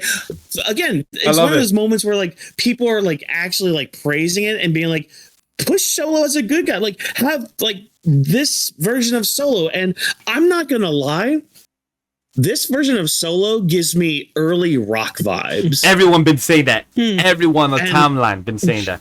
Part of it might have just been the turtleneck, but his mannerism, his speeching, like it was giving me early Rock vibes. And I'm just like, y'all got to capitalize on this. Like y'all say, screw the machine right now. Like do something more with Solo, like this version of Solo. Like even if it, because like another thing people are predicting is Solo betraying his group, which I hope not. Part of me could see, but I wouldn't want that.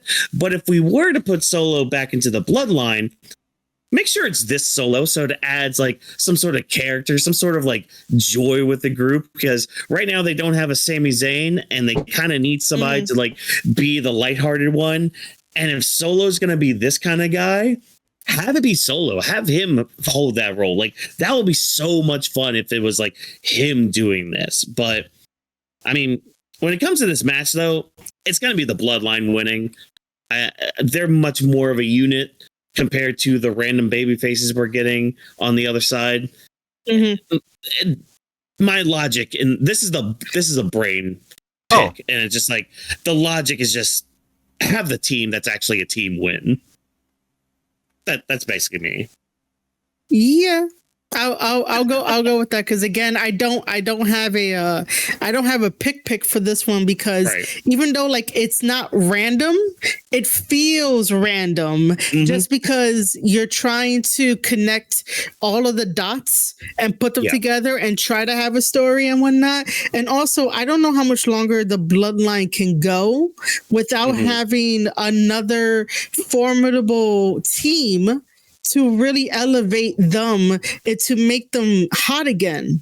Like, I think we are past the time for like, you know, the bloodline maybe cooling down, maybe, you know, dispersing and, you know, coming back when like, you know, a good story gets WWE going and they have to like, I don't know, save WWE or some shit, do like some Avengers or stuff or whatever. But like, yeah, I mean, the bloodline is probably going to win because they're like all on the same page. LA Knight is in this match. LA Knight, like as much as I like him and like he was unhinged for making fun of the Usos when they were doing the haka, like all the way back then when they were babies. I was just like, oh my God, I could not believe he did this shit. As much as I like LA Knight, I don't know why they don't like give him the chance to get the Intercontinental Championship title or the US title or like something else, or maybe tag team titles for a little bit and then like do something else. I mean, his involvement with the bloodline has not turned a profit, so to speak. Because it's not giving him anything. It's giving him TV time. It's giving him promo time, which is fantastic. We all know that he's good. We all say the lines with him. We all like, you know, do LA Knight. We do the whole thing. But why are you not giving him some title to hold so that way we can see how well he fares in holding the title, creating the story, you know, giving people trouble backstage as he's champion, walking around with a chip on his shoulder. Like finally, you know, someone acknowledge that not only is he a good talker, you know, he could be the face of like the division for whatever championship title he gets. Like WWE, do something with LA Knight, do something with him. Solo is fantastic. I think he's like the funnier one out of like Jimmy and Jay, and you know, Solo can actually finish a thought. You know, he's not going to drop a diss rap or even a rap song or an EP, unlike Jimmy and Jay, because every time Jimmy and Jay talk, it's like, can you guys please finish your fucking thought? Like, stop using the word yo or like yeet or, you know, stuff in there. And, you know, I get why they talk like that. I totally do. I totally understand it. I could follow it. But at least like finish your thought, give me a sentence. Solo here is the only one that like, you know, will make fun of you finishing his thought. And then for Royce Keys to get put into it, he's just the innocent bystander. That's just like, you're just here, which is like a good thing and a bad thing, and sort of like neutral, even though that doesn't make sense. But like he's just the innocent bystander of like, we needed somebody else in this. I do hope that like if we are wrong in the bloodline, you know, if they lose, they better push like all three of those guys to the moon and do something, you know?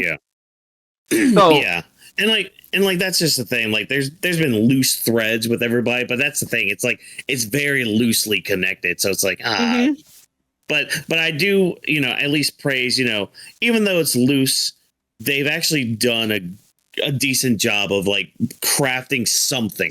Which I'm like, okay, y'all at least try. I can at least tell that you tried.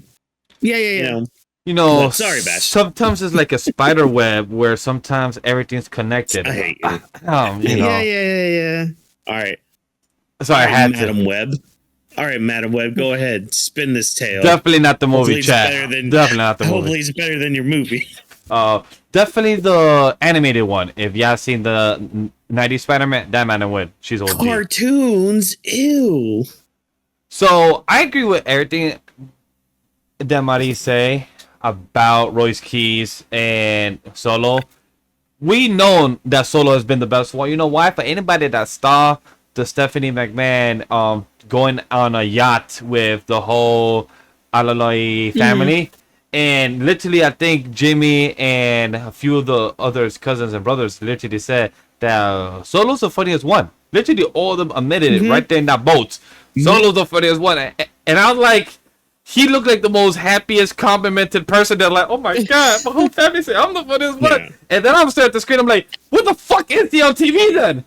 Because for anybody that don't know, he's also done a few acting gigs, and he's also has executed that greatly.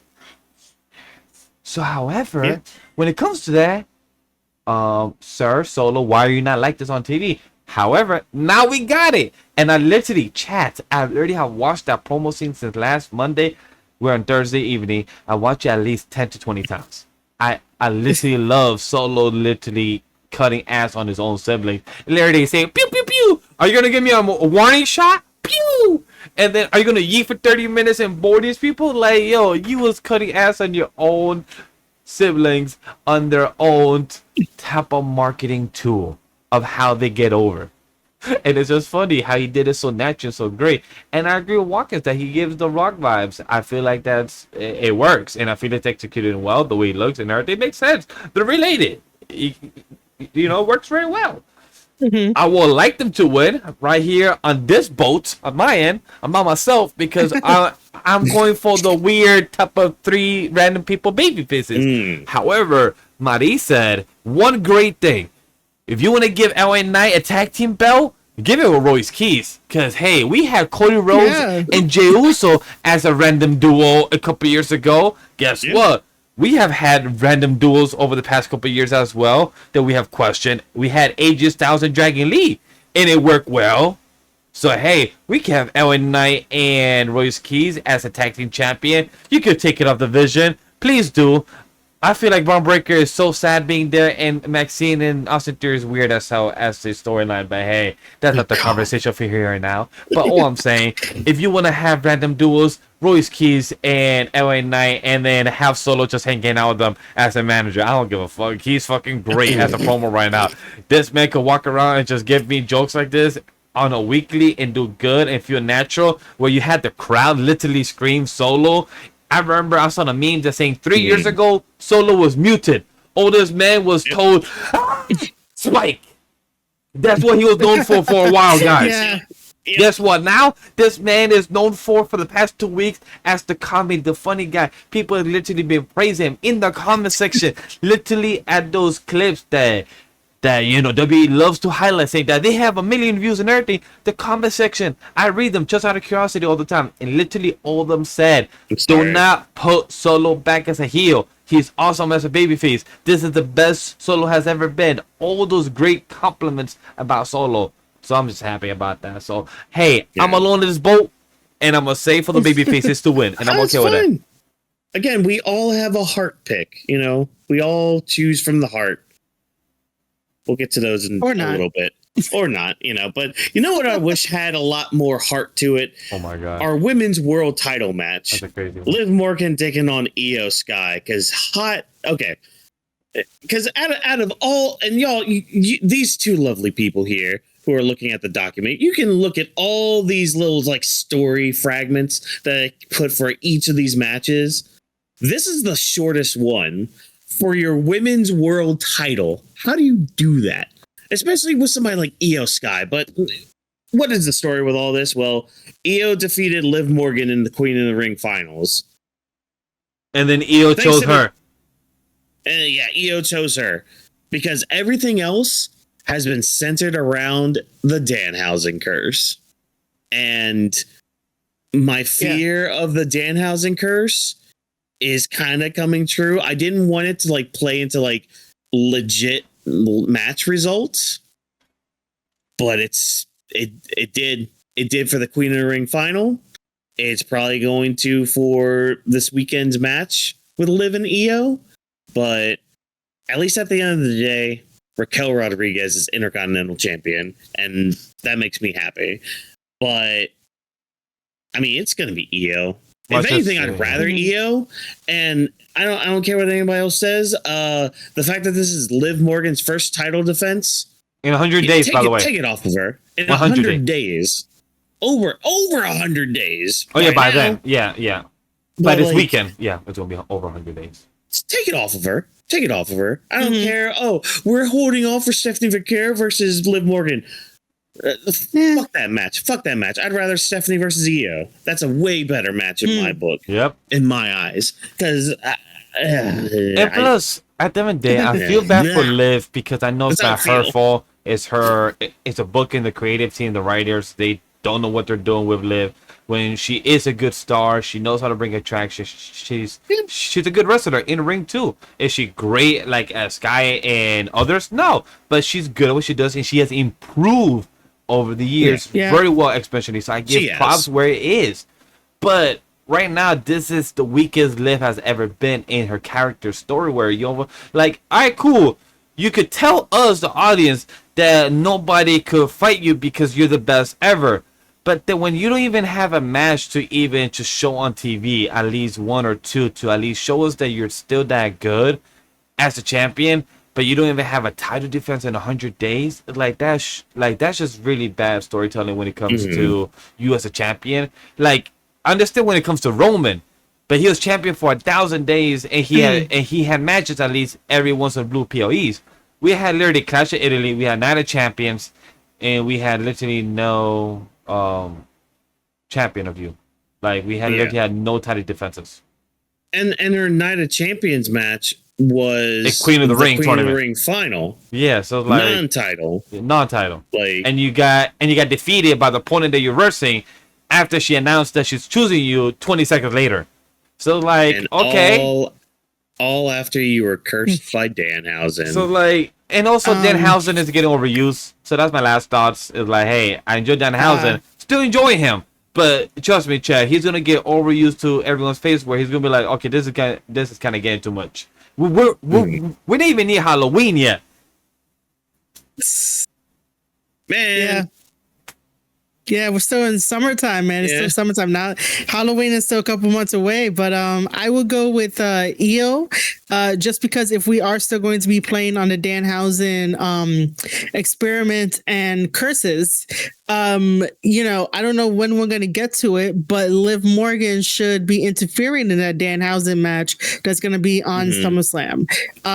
But I mean, this is just another match where you have two good competitors, because Io and Liv are good. But yeah, I wouldn't mind if Io takes the title. So Io's gonna be my pick for this women's match, because Liv got to get stuff in order, man. Like, she was at the top and everything. She went to go do her movie, come back, and then like you know, it's been like a little cool down in a way. Yeah. And she's the women's world champion. You can't really cool down your women's world champion like that. Like, yeah, I don't know. Like, but they do it anyway. They do it, man. It's just like, you have to have the champions go from 0 to 100 and stay on 100.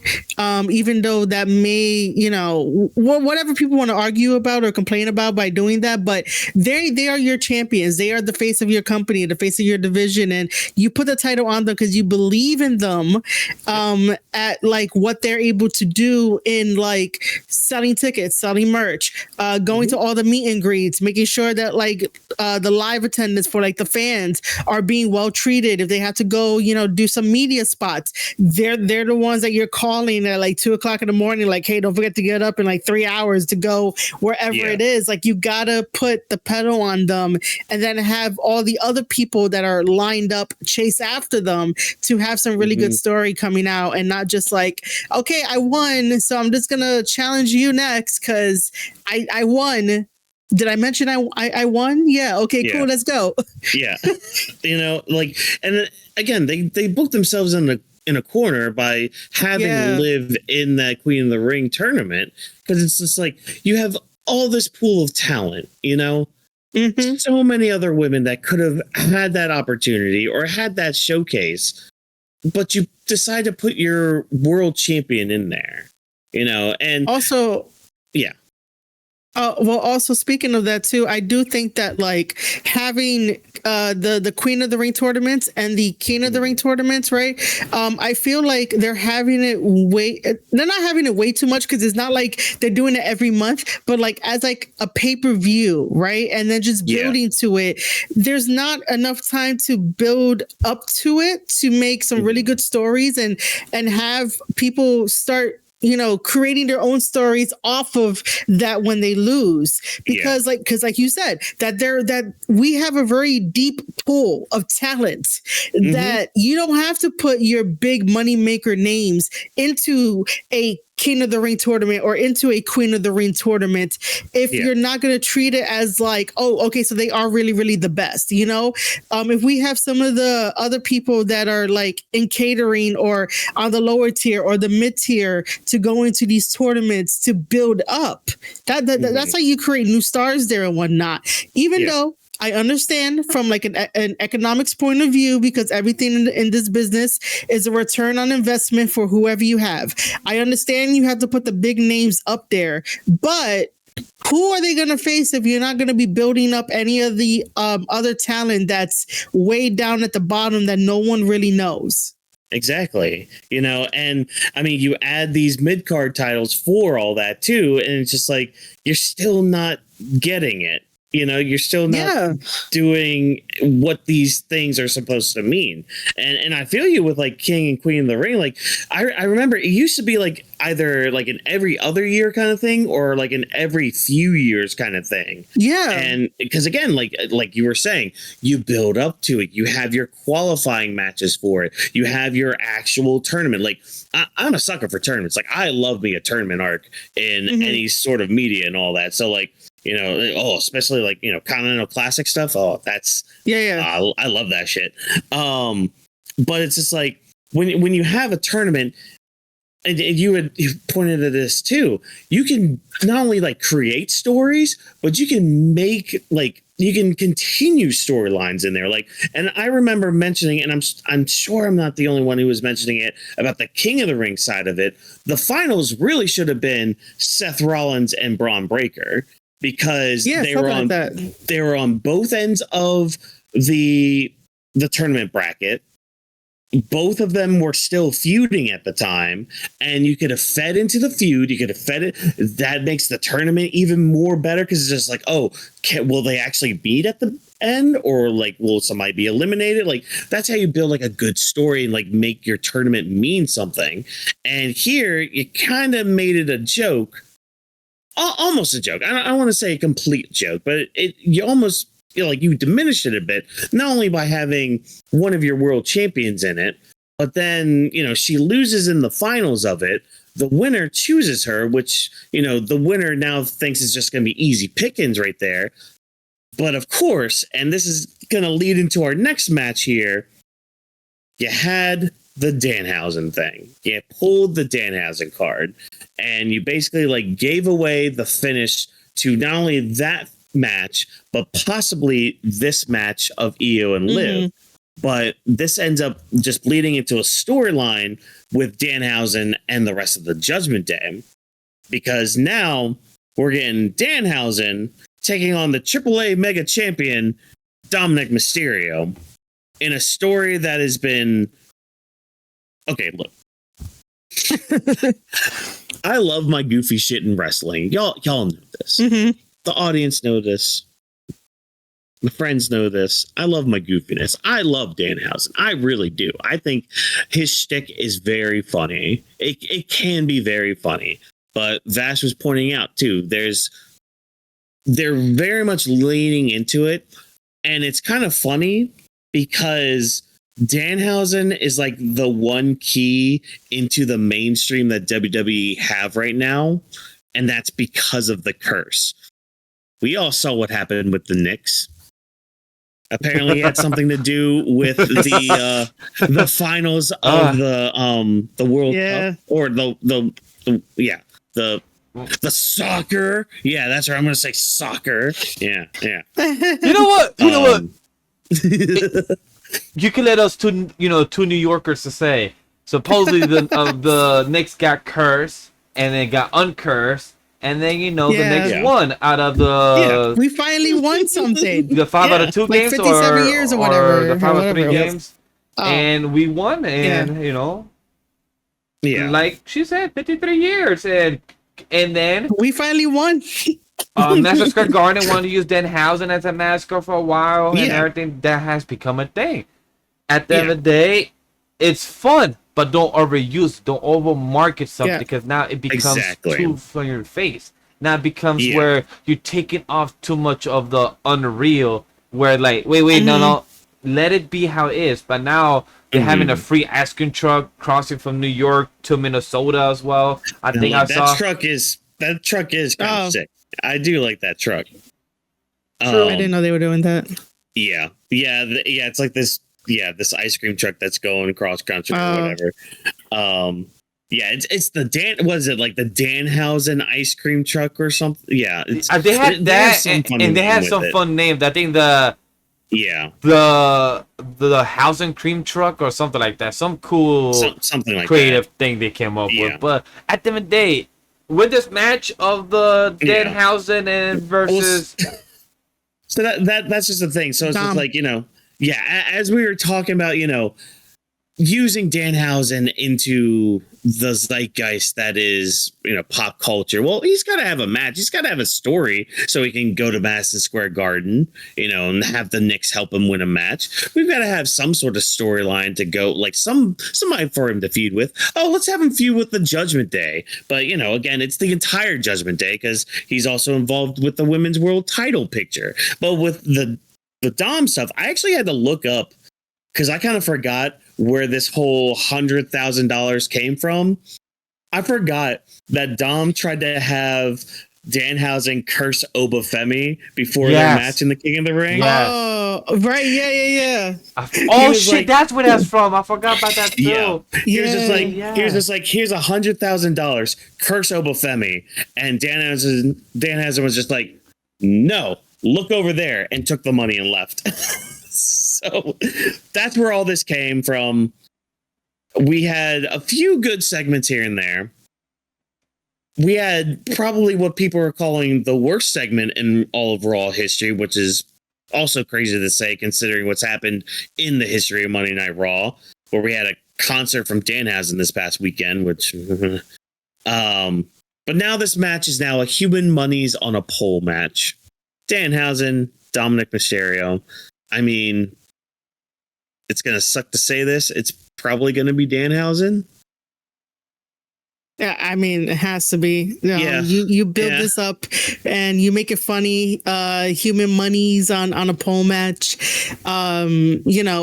It's quirky. I was gonna say quacky. Quacky is not the word for it, but it's quirky. It's similar to like back in the day where you had like, I don't know, a Singapore cane match, so a Singapore on a pole match, a contract on a pole match. What was it, like Bagwell on a pole match?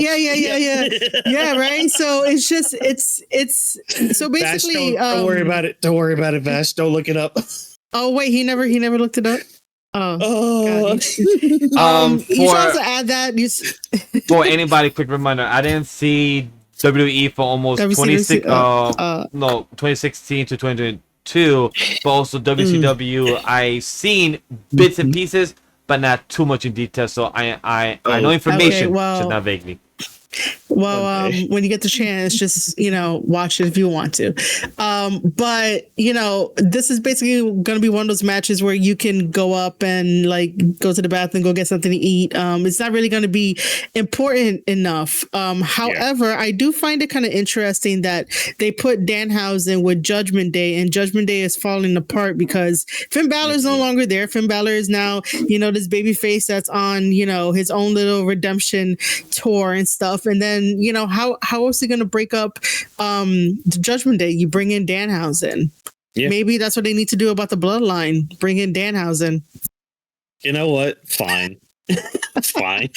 As long, because that just means I get an interaction with Danhausen and Jacob Fatu. Oh, Danhausen with Roman Reigns would be interesting too. Oh, Danhausen and Solo, those two going at it. Just because. Danhausen. Wait, now I'm just thinking of Danhausen and Jay and how Danhausen will probably get yeet wrong, and you just be like, yeah, that beat thing, yeah, beat. However you guess. When it comes to this match, I think Dan as well to win. I have no thoughts because you guys said it perfectly, and I said it earlier that Danhausen little shtick is getting a bit old, but not in a bad way. It's just like hopefully they'll be plans it much better moving forward. That it's good to use them. Don't just have him too predictable when it comes to storytelling or his character. Like, he's been fun. But the one thing I would say about Danhausen is, Dominik. Can we be consistent with this motherfucker in storytelling? Because I'm tired. Under one umbrella company, you have one version of WWE in the main roster chat. You have him with Judgment Day. But then, when he goes back home to AAA, he's in a whole different group called the Ojos, I believe. With fucking Omos. Oh, that thing. Yeah. Oh, so can we figure out? So can we figure out what we're doing with his character? Because it gets a bit confusing when it goes like one side he's kind of like a bad guy, and then the other side he's a face in AAA, but also champion, and then he gets out from a Grand Americano, aka Ludwig Kaiser. So like, can we do something? That's all I'm asking. Look, man. You know about the multiverse theory. You know there are parallel universes and all that. That's just what AAA is. We know about. It's like with Bishop with X-Men. He knows about everything and all that, but it's different. It's just different. All right, it's fine. It's different. I just hope Dominik gets good justice, and also this might be the last time with Judgment Day for SummerSlam, since Judgment Day has been part of SummerSlam for the past 3-4 years. And then behind that was the Damage Control. So hopefully, something with Judgment Day, this might be the last time they're here. If they do end or fall apart, we will see. True. Yeah, they do have a lot of storyline stuff that happens at SummerSlam. But I'm gonna tell you one thing that's gonna happen at SummerSlam: Chad Gable finally getting a singles title, because he's going to be facing off against Penta for the IC title. And I swear, this is lightning in a bottle of a story for WWE, because I don't think they even, and if they crafted this, kudos for some of the stuff that happened here.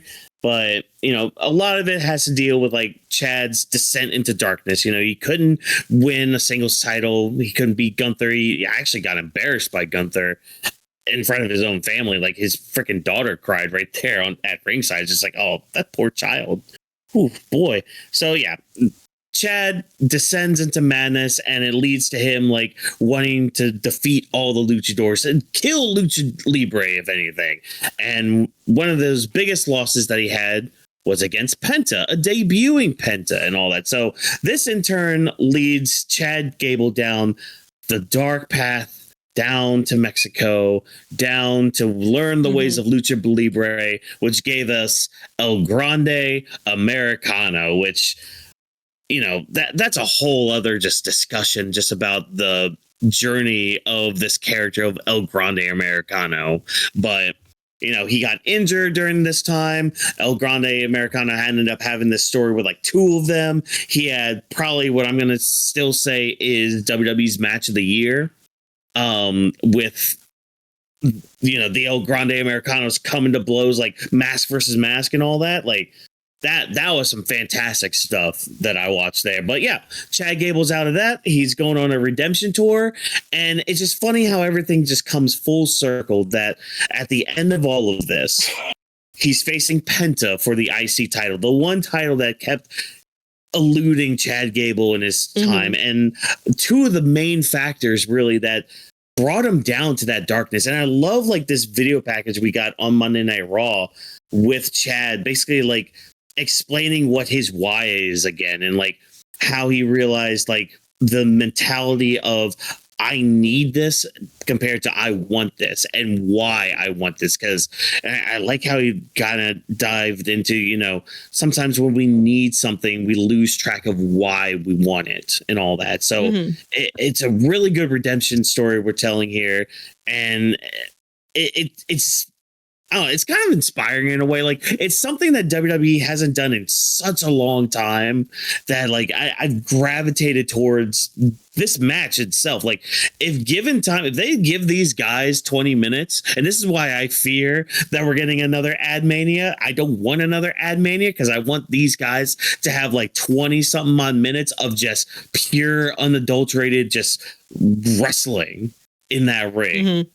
Like, this could be another, again, given time, match of the year contender. It could be. It very well could be. And WWE would be foolish enough not to land this slam dunk of giving Chad Gable gold here. Yeah, Chad Gable is going to be my pick because as much as I, like Penta and I love what he's doing, we still need someone else to hold the title. But I also think that it would be very nice in Chad Gable's hometown to win the IC title, and then go to the moon, so to speak, and do some wonderful stories with some other people and whatnot, and build more people in that division because. I think that sometimes it gets a little stuffy up at the top where, it's the same people and whatnot. And everyone else sort of gets forgotten in their own little division that they're supposed to be in, like the division for. They're going to go for a title and whatnot. So maybe Chad Gable can revitalize the IC division, whoever wants it. Mm-hmm. I do agree with that as well. Chad is my choice as well. I didn't know this match was happening in the first place or what's going on, so I'm glad to know. I appreciate the backstory and reasoning and everything. And I do agree, this does feel like a full circle moment. So I do agree, Chad should be the choice of winning, and I feel like it comes a full circle of the redemption arc of the Lucha Libre for Chad versus Penta and being the first opponent when he came a year and a half ago. So just to see this go, I feel like it's a nice full circle. And I feel like this is a beautiful Chad moment because he fought for the IC title, he got the opportunity, and this man, I feel like, just got more bulkier when he came back as well. So, hey, whenever these wrestlers take a break, you're like, you know what? It's time to hit the gym a bit extra. Go beyond, plus ultra, go over 9,000. I was like, okay, cool. I see. Yeah. Well, hey, how y'all feel about interim championships? Oh, my God. I hate it. Yo, these last... I did a whole... I'm so glad I'm not the only one. These last three... I basically did a whole rant about it, Oh, yeah. I said a poor rant, too. I think I like each one. I was like, yes, I agree. Because I think I was at work, and I was just too tired to respond, and I was just liking it. I'm like, yes, I agree. This is... Well...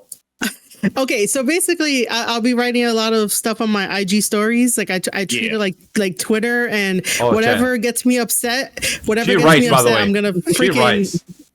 I'm gonna write my rants and whatnot. But when I was talking about me ranting about the getting an interim champion, back in the day in AEW when we had our interim champions, I went off on that too, and I was just like, no, that's so stupid because then you have to ask yourself, does it count now? Yep, exactly. Or are you forever going to have an asterisk on your name when people talk about the accolades and when we have to do debate tables or round tables and we're like, hey, let's talk about champions. And then we got to be like, wait a minute, that one wrestler was interim. So, whatever their reasoning is. So all my passion and fieriness tends to come out whenever some shit I see and I'm like, what the fuck you guys are doing? No. So yeah, that's what I do. So yeah, Vash does tend to look at my shit and be like, oh yeah. Oh yeah, I agree. I agree. I don't got time to respond because you're right, but I agree. I would love to talk, but I don't got the time.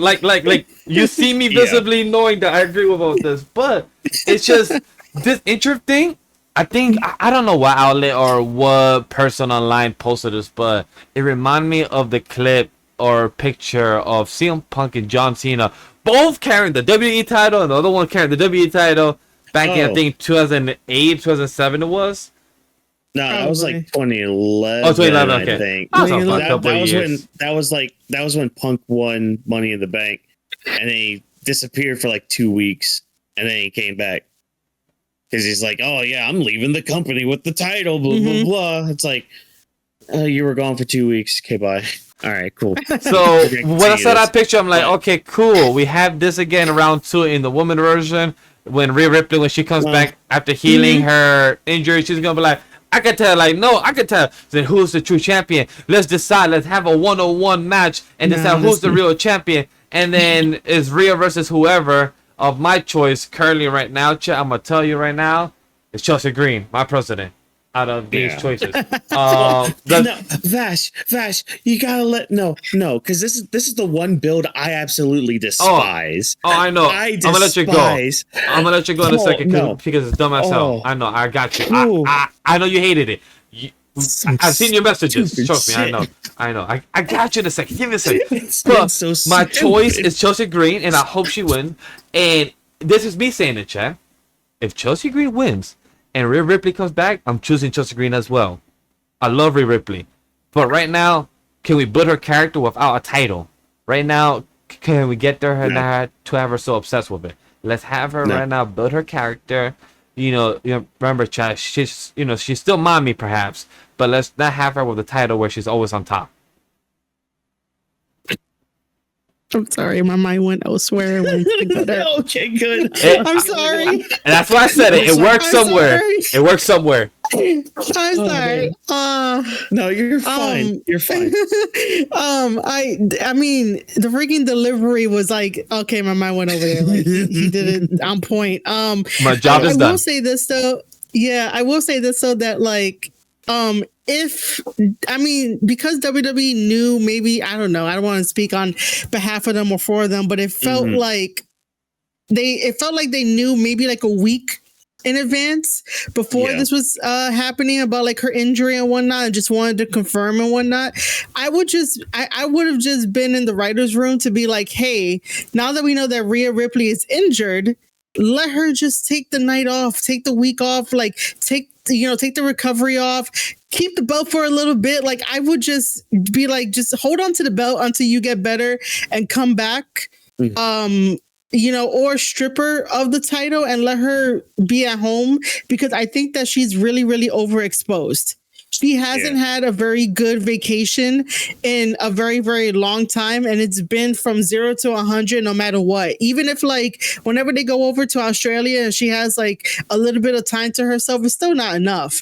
I think that she needs time off of TV, stay home for a little bit, and then come back and she'll feel fresh and renewed. Cause like, I'm going to be very honest. I still don't understand the hype behind Rhea Ripley other than her being a muscle mommy and being a mommy. And I get it. But I do think like the IWC has a kink fetish that like, you got to keep that behind closed doors, because it's really like crossing the boundary to sort of bring that everywhere with you and like think you're going to try to get something or try to be like, oh my God, you're going to have a freaking orgasm when you see her. Like, calm the fuck down. She's also a human being and also a woman. Like, I don't understand the hype behind it other than the gothic aesthetic. And I like the gothic aesthetic. I used to at one point like dress gothic and whatnot. Like, I get it. Like, it's fucking hot. I get it. But she needs something where I'm like, okay, now I can explain to my audience what Rhea Ripley is all about, other than mommy and muscles, and she's a hot gothic chick that any fucking girl can turn into a hot gothic chick. Like, you could take an ugly girl off the street and put her in like an anime outfit and make her an e-girl and she'll make a lot of money. It's not that fucking hard. Like, I don't understand, but in WWE, you got to build a character. You got to build something. It can't just be like, mommy is always on top. What the fuck does that mean, man? Like, you're not going to be mounting me. Like, you can mount somebody else, but you're not going to be like mounting me. And I know I'm going off into a weird ass rant, but like, it needs to be off TV for a little bit. No, because literally, like, I was kind of feeling the same way about Bianca for a bit. Because I was just like, I love Bianca. Like, she's a great talent. But then I was starting to feel that overexposure, like you were talking about. Like, and I was just like, Bianca, you need to take like 2 or 3 months away, and then come back, refresh a little bit, But luckily, congratulations to her and Tez, obviously, with what they're doing. But so I feel you with that. Alex also on top, like this, right? I feel like it's justified when it comes to the character of Rhea Ripley, because during the match of versus Io Sky, when she lost the title and that she was trying to find herself, we heard a beautiful, beautiful backstage segment that she did when it came to her character of her feeling lost, that Rhea herself didn't know the direction she was going for, and we're like, where is this Rhea Ripley going next?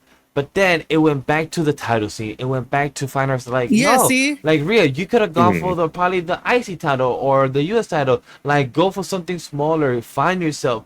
Get back to your foot ground. Like, you know how to wrestle. We have seen you in some matches that you know how to wrestle against Charlotte Flair and a few others. You know how to handle yourself in the ring. And the character Gotcha Chick, it reminds us from like Lita and a few others that have had very similar aesthetic. I do agree with the fandom online. We can't do anything about it. We can tell them as much, grow up, have a better attitude, but we can only do so much. At the end of the day, we just hope you guys do better. But at the end of the day, when it comes to the character, I do agree with Rhea, and we hope to see more of her because I do enjoy her as a character over the years. But I do agree with the same thing with Bianca. Like, hey, EST great and everything, but just sometimes when you're too much in the limelight, taking a bit of a step back so somebody else could take that shoes, could take that torch. You can still be behind the torch, but you don't need to always be the one carrying it. That's why you're a team. That's why there's a roster of 30 motherfuckers of you in a roster. Use those 30. Don't use 8 only and have the rest in the catering. Use all 30 of them. Yeah. Also, I do think what would be beneficial in the future for Rhea, if they ever do decide, is that like Rhea starts showing up at Natalia's dojo and starts training and making social media content and sort of changing what Rhea normally does. Which, by the way, in the ring, she's good. I'll give her that. But you could always, like, if she really does feel lost and really trying to find herself, that you go to Natalya to be like, listen, I gotta try to find something. I just want to learn, because in this business you're always a student of the game. You're never stop learning. You're always doing something new. You're always like going to the next step. And I think that if Rhea were to be off TV for a little bit, rehab, do whatever she needs to do, start building vignettes again with Natalya and Natalya's dojo, and let her just do that, and then like she'll be like the most dangerous freaking woman there is. Oh yeah. So, because that's the thing, at the end of the day, we don't want interim champions. We want a real champion to be there to actually represent the division, you know, because that's the thing with the word interim. We know you're not holding on to that title. We know you're not the actual women's champion. So it's just like, we need to give these women a chance to actually be that, you know, and kind of leading into like, who's going to be, you know, holding that mantle while Rhea's gone. I mean, at the end of the day, whoever's holding that thing will be facing Rhea, you know, and Vash had, you know, pointed out Chelsea Green. She is my heart pick for this, but this has been probably one of the messiest builds for the whole card, because already, first of all, the interim champion thing, like we just all went on a rant about, but we're having 5 people in this. I'm still thinking there's going to be a 6th, but we'll get to that in a little bit. But the way we got these 5 people, first of all, you have your United States champion part of this. And if any rumors from any dirt sheets are supposed to be taken seriously or whatever have you, you know, I like to look at them as like rumors and be like, okay, that'd be cool. That'd be neat. Or that's dumb. You know, Meltzer going off on something, you know. But supposedly we were supposed to get a program with Tiffany Stratton and Blake Monroe for the U.S. title. Why we're still not doing that? I would like an answer for that, but I know I won't get that answer. So instead, we're going to throw Tiffany Stratton into this ladder match by beating JC Jane, who, I mean, at least she's doing something at SummerSlam now, but you would think, you know, again, try to build towards the future. The one act that came onto your main roster and got a surprising, like, at least to me, surprising reaction from the crowd. Like, Fatal Influence was like actually like over a bit, you know, people were booing them, but for the reasons you're supposed to boo them, but let's not put her in the ladder match. No, we'll put our United States champion instead of defending that title. We'll just put her in the ladder match for it. Okay, fine. Who else are we going to put in this? Chelsea Green. She's been fine. Again, that's my heart pick for this one, because if she doesn't win this one, I have her winning Money in the Bank, but that's a whole other video for like a couple months from now. Tomorrow night, or I guess tonight now, we're supposed to get Last Legend or Julia in this. I think Last Legend is going to be put into this because of what's been happening with her tag team partner, Nia Jax. Nia has had 2 chances to get into this match. Once against Jade Cargill, and the other time against Charlotte Flair. Now, why would why would Nia be getting 2 chances at getting into this ladder match? Well, folks, that's because during her match with Jade Cargill, Charlotte Flair comes out like a minute into the match and attacks Jade Cargill, the person that she's feuding with. Now, okay, yeah, attack your rival, attack the person you're in a feud with after the match.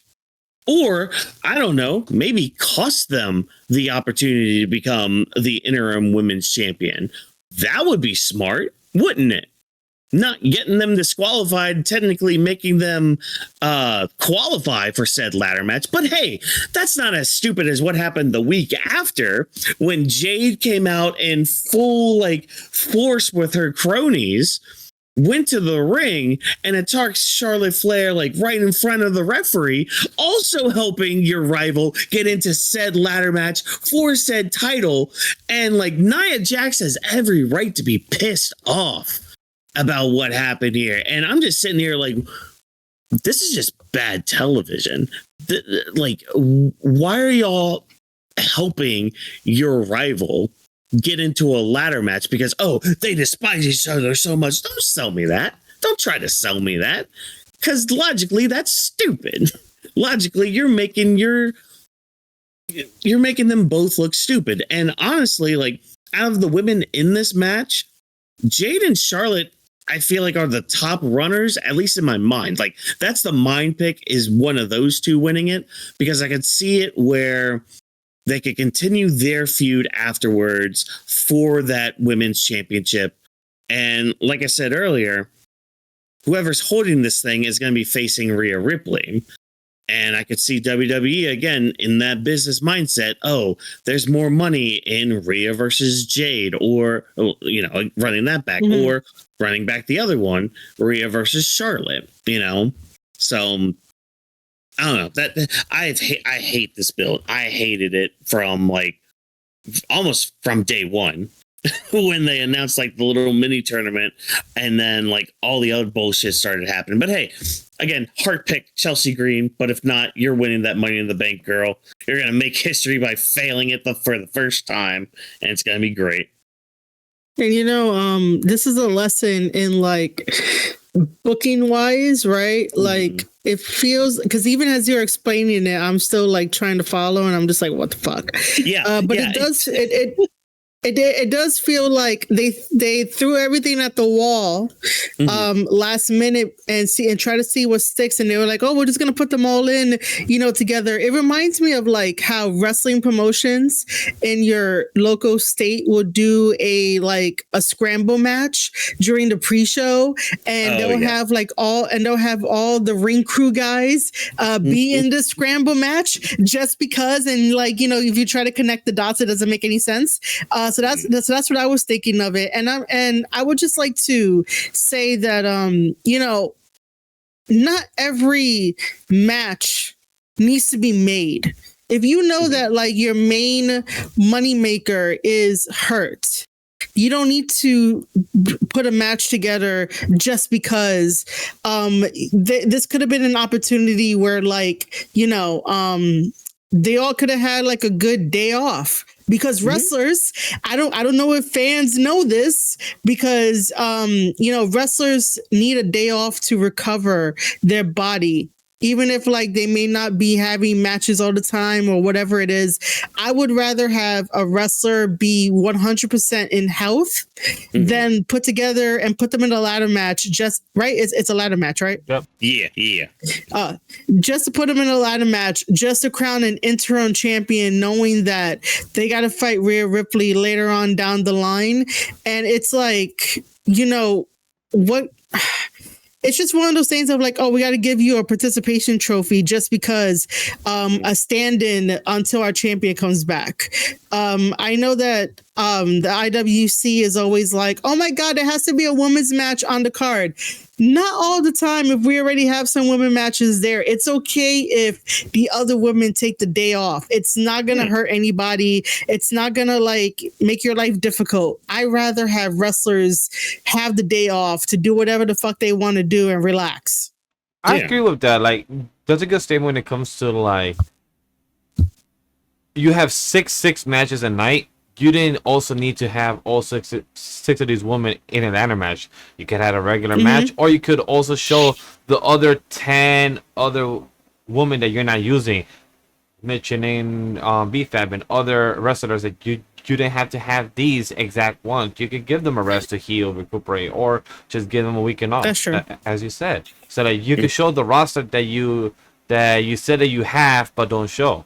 So I agree on that statement. And when it comes to these choices, it just sucks that it's interim as well, like we said earlier, for a good 10 minutes that we ranted about. Like, at the end of the day, it's not going to last long. And that's what sucks. Like, I feel bad for Charlotte. If she did win the match and it's the title, she herself, I don't know if she's, like, knowing how ego queen that she is, her character, I don't know if she's going to feel still happy about it. She's like, I'm not even the champion. I'm only part-time.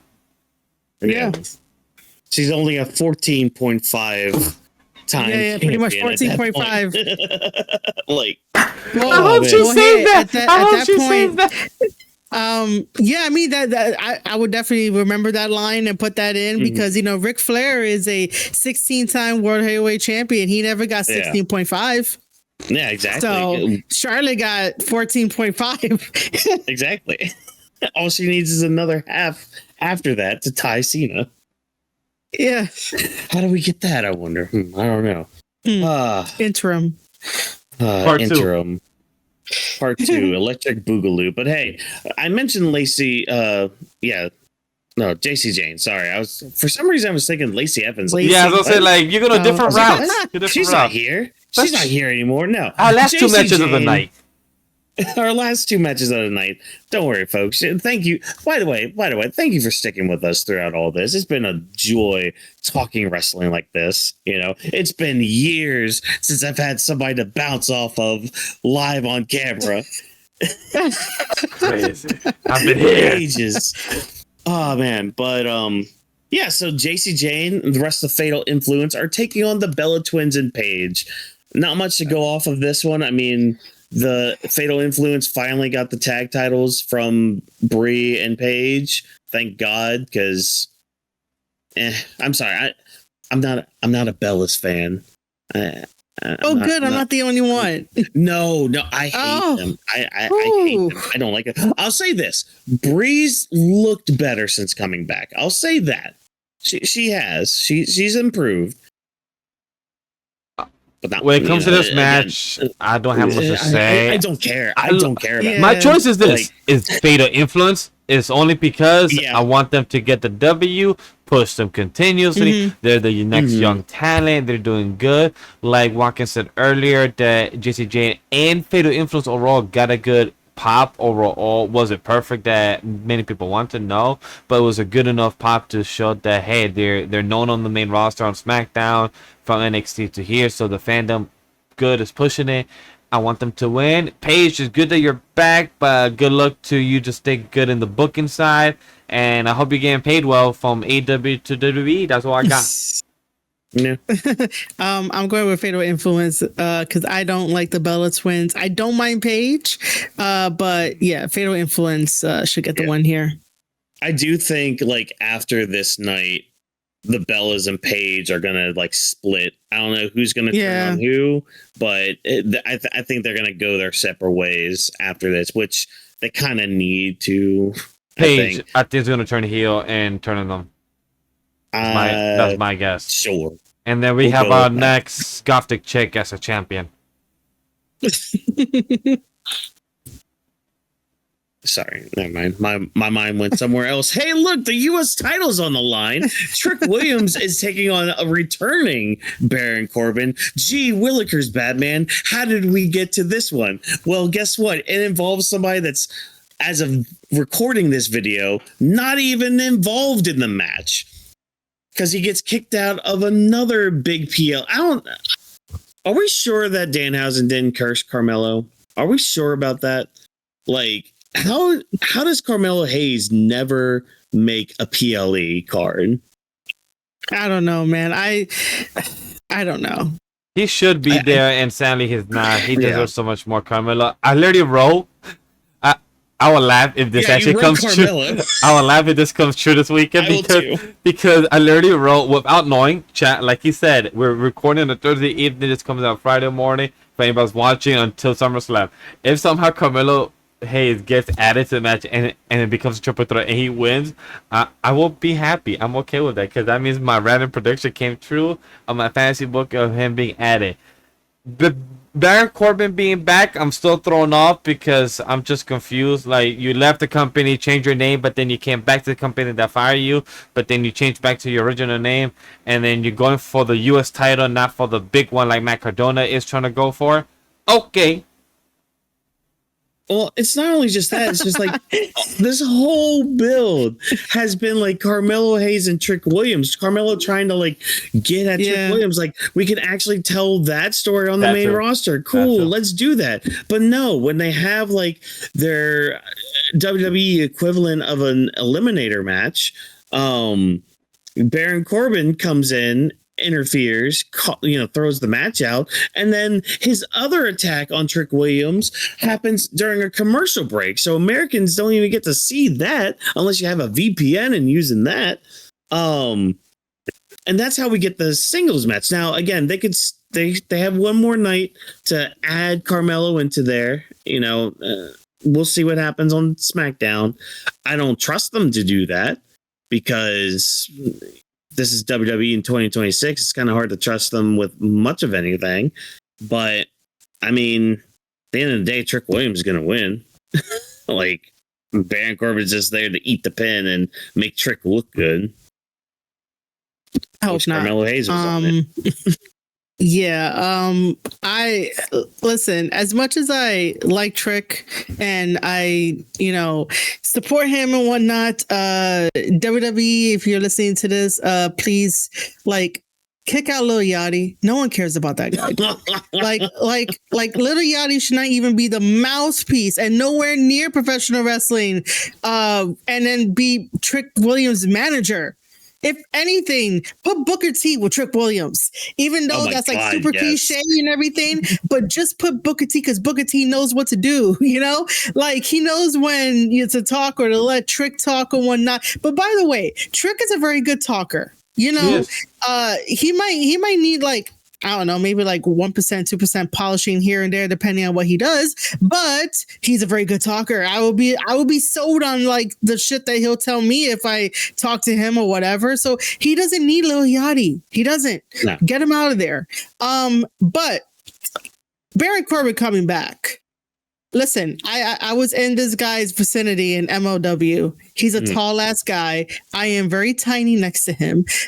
He never really started his YouTube channel, which I had tapped him on the shoulder and I was like, hey, I used to work for WWE. We could be buddies. I would like to, collab with you on the YouTube channel because he likes to do food. Because again, I don't know how to cook a steak, so I would trust him. I would trust him to cook me a steak, like an actual steak, and I will eat it, but I'll have 911 on speed dial because I don't trust it being pink or semi-red. So I'll have 911 on speed dial, but it will be Baron Corbin and Gordon Ramsay are the two people that I'll trust to cook me a steak, and maybe Vash if he can cook me a steak. There we go. Anyway, Baron Corbin is a very interesting guy when it comes to backstage and like work ethic, and like he's very good at what he does, especially when he was tag teaming with Dijak and they were the Skyscrapers in MLW, and I was like, this is the greatest thing ever. Like, it's so cool because they were legit beating people's asses, and then all of a sudden it was like, yeah, Baron Corbin is having some contract issues. And I was like, what the fuck are they doing? What is happening? And then online, the rumblings were like, oh, he's coming back and blah, blah, blah. And I was like, bro, are you seriously going to come back? And then Corbin tweeted saying that, I don't think about that. I don't think so. Yeah, he like, when the reports came out, him coming back, Corbin tweeted like, no, my schedule's still good. It's clear. That ain't happening. And then like a week or two later, he popped up on SmackDown like, yeah, lying my ass. He's bad at lying, though. That right there was really bad, man. But like, I would love to know the conversation and the story of like what WWE is giving him, because again, Carmelo is off of another PLE when he's building. How do you take someone off a PLE if he's building the story? If he doesn't like be like, hey guys, I have to go get surgery. I have to be out for 6 months. That's the only legit way to like get off a PLE, rather than like, oh yeah, Baron Corbin is coming to kick you in the face and now you're off the PLE. Which, by the way, I have like no ill will against Baron Corbin, but like logically in kayfabe, what are we doing? So I'm just gonna say, for the sake of this match, that Baron Corbin should just win the title off a trick, so that way we can have a triple threat and everybody can yell at each other and everybody can like cut a promo on each other, and we build for the next one. Because if Trick Williams retains the title, then we're all going to be here again like next month to be like, where is Carmelo? Because I don't think it's gonna make a difference if like Trick wins and then all of a sudden Baron is out and then Carmelo comes in, and then again Carmelo's probably may be off on the next one. Who knows? I'm only speculating here, guys, but you get the idea. Like, what the fuck? Like, for this one, I'm going to go with Baron just because I'm like, I want something new. Put Carmelo Hayes on the next damn pay-per-view, man, because Carmelo works way too hard to be doing something at like 80% speed. And then like he gets kicked off. What the fuck are you doing? Yeah. Right now, the next event after we do is gonna be Money in the Bank. Oh, no, we can't be. Hold up. No, that's October. No, they're gonna throw WrestlePalooza again, Vash. I hate that title. It's gonna be in September. I hate probably. That. I hate that POE name. You don't like WrestlePalooza? No. Are we skipping August? Are we skipping August as a month? Well, SummerSlam is like, because that's like August 1st and 2nd. Oh my God! Wait, yes, it is. Oh, yeah. Nah. So I'm a little tired, guys. No, you're fine. You're perfectly fine. Never mind. I'm so sorry. We're going. No, you're fine. You're good. Look, it's been a long night. We've been talking WWE for the last 2.5 hours. So the next event falls up perfectly good. It's AAA event is SummerSlam, and then Heat Wave for NXT, and then Saturday Night Main Event September 6th. That's the next PLE is September 6th. And then it's Triple Mania 34, Worlds Collide, and then Money in the Bank in October, and then Survivor Series. All right. Okay, so we're skipping September in a way. Yeah, because, Saturday night's main event is... Oh, by the way, quick reminder. Saturday Night Main Event is not called Saturday Night Main Event. It's called Sunday Night Main Event because it's on Sunday, September 6th. That too. Yeah. Wait. So stupid. Yeah, they changed it. Is that the show that's going up against All Out? Yes, I believe so. It might be. That's right. Wait, is that why they did it on purpose? Of course they would. Probably. I mean, technically, like, I don't really think they care. It's just like it's Sunday night's main event. It's it's cross promotion. It is what it is. It's cross promotion day. But hey, those are just our thoughts and opinions on SummerSlam. Any final like closing thoughts anybody has? Take this time to plug away.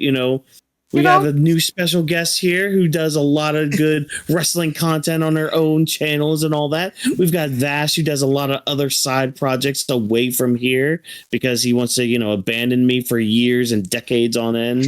I feel like he just adds more throughout the show. At first, it was a couple months. By the middle of the show was years. Now he just added decade. I'm like, damn, he just went from short time to long time. But hey, chat, it's your Latina geek, your human typhoon. And just saying, this was a great show to discuss SummerSlam and a great back to the groove of wrestling, because I have not done wrestling content in like past 2 weeks or short form content in the past 3 months because life. So it's just great to be here to discuss pro wrestling.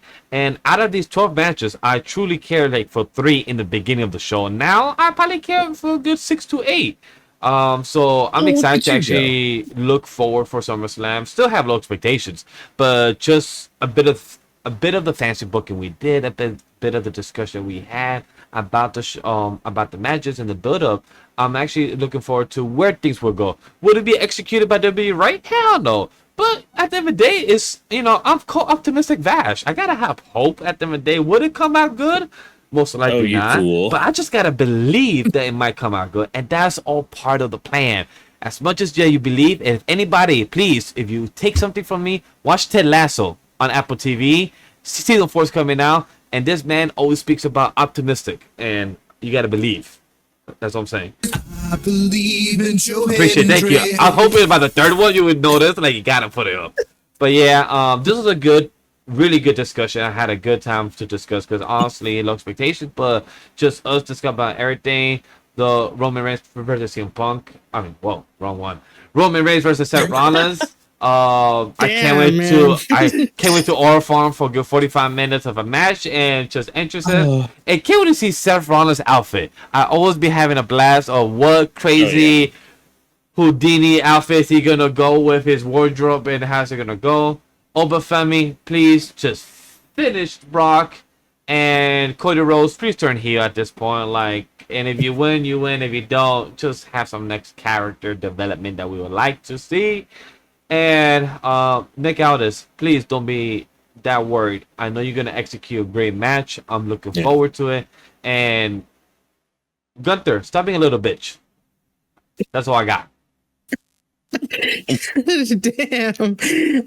Well, this was fun to talk about and to brainstorm in a fantasy book, and I hope that the audience that are watching this really enjoyed it too. So I'm Marie Shadows. I'm the host and the creator of the Square Circle podcast, and also the tape study series, which is like 2.0 now because it's called the Post Wrestling School Tape Study for Wrestlers, where I look at wrestlers' matches and break it down from every single little thing and just help them improve, because I never say this sucks, that sucks. It's always like, hey, can we improve this? Can we improve that? I also do promos. If any wrestler comes across this video and is interested in working with me, there is a buy me a coffee over on my Instagram, which is marieshadows.scp. I'm also a former WWE employee as well too. If you want to know that, as much as I love it, I don't know. I'm still getting into the groove of trying to put myself over after taking a break and whatnot. But the Square Circle podcast does review wrestling shows and talk about wrestling issues and industry issues with a different perspective. And you'll get New Japan content. You'll get maybe some AEW content if there's some drama that needs a different perspective, but not really a review. Most people end up, yelling at me on Instagram. But yeah, I have merchandise related to wrestling and all other stuff. I'm still rusty with my outros. Hey, don't worry, because I know Whawkins is also about to pass it back to me to do our outro and do our plugs. How dare no, I can do the outro. I am fine with doing I still do the intro and the outro for every stream we do. Ask chat. They'll know. They'll understand. They've been with me for the past century or two. Hey, century now. Century now. But look, I got you the plugs. Don't worry, chat. Follow Weaves of the Ring, handle and hashtag. Also, check out at Anima Weave Studio, handle and hashtag, where you could check us on Threads, Twitter, IG, MySpace, everywhere else where you go on your social media, wherever, even Outlook or AIM. Yeah, we got all of the social medias. all the times. Do we really? You just gotta search the SEO. It will help us put it out there. Website will finally be in progress. Not that I'm able to be done and moving and everything. I had to put in the back burner, so stay tuned for that. We have a We've Lounge podcast that talk about anything pop culture or related, aka the Odyssey that Whawkins and Trevor spoke about, or the Spider-Man movie that was a 10 out of 10 that we'll be speaking about this coming episode 235 in San Diego Comic-Con in the beginning of sprinkled in. And other than that, we have an Off the Bench anime seasonal podcast, and then soon to be latest this coming first week of December, Shonen Ronin podcast or before. So stay tuned for much new content moving forward. And back to streams once I fix my OBS, guys. Oh yeah, I can't wait for those streams. We got some games to play. But hey, follow us on all those social medias. Follow us on all the links that are down below. Don't worry, we will have all the links on there for you guys to check out. So yeah, just check it out. Check out all the stuff that's coming out to you. And this is going to be a very busy weekend for a lot of wrestling content creators, yes. Doing a lot of stuff, a lot of coverage from SummerSlam. I'm just very much appreciative of you guys checking out the Weebs of the Ring for that coverage. And also do want to take time to thank you for taking time out of your day to listen to us here at the Weebs of the Ring. If you enjoy what we had to say, why not do exactly what Vash just told you to do? We are known as Weebs of the Ring on all those social media platforms. Also, be sure to use the hashtag Weebs of the Ring to interact with us about anything wrestling-wise, or maybe nothing wrestling-wise. That's fine, too. We're chatterboxes. We love to talk to you guys. We love to interact with the guys before, during, or after these shows. And it's also a great way to give us feedback, because we're nothing without you guys tuning in. And we're going to continue to up our game, continue to level up. And maybe we'll have some more guests to come on. Maybe some other these discussion-based episodes or podcasts or whatever you want to call them anymore. Yeah. So yeah, Weebs of the Ring is presented by Animal Weave Studio. Thanks, of course, to our production team for all of their hard work to make this show a reality. Thank you once again for joining us. And remember, as always, no stunt grannies were harmed in the recording of this episode. We love you. Thank you so much. We'll see you later on tonight for the SmackDown Downs and this weekend for SummerSlams. Have a good morning, have a good night, and have a good day. Good evening. Enjoy SmackDown. Yo, Carmelo.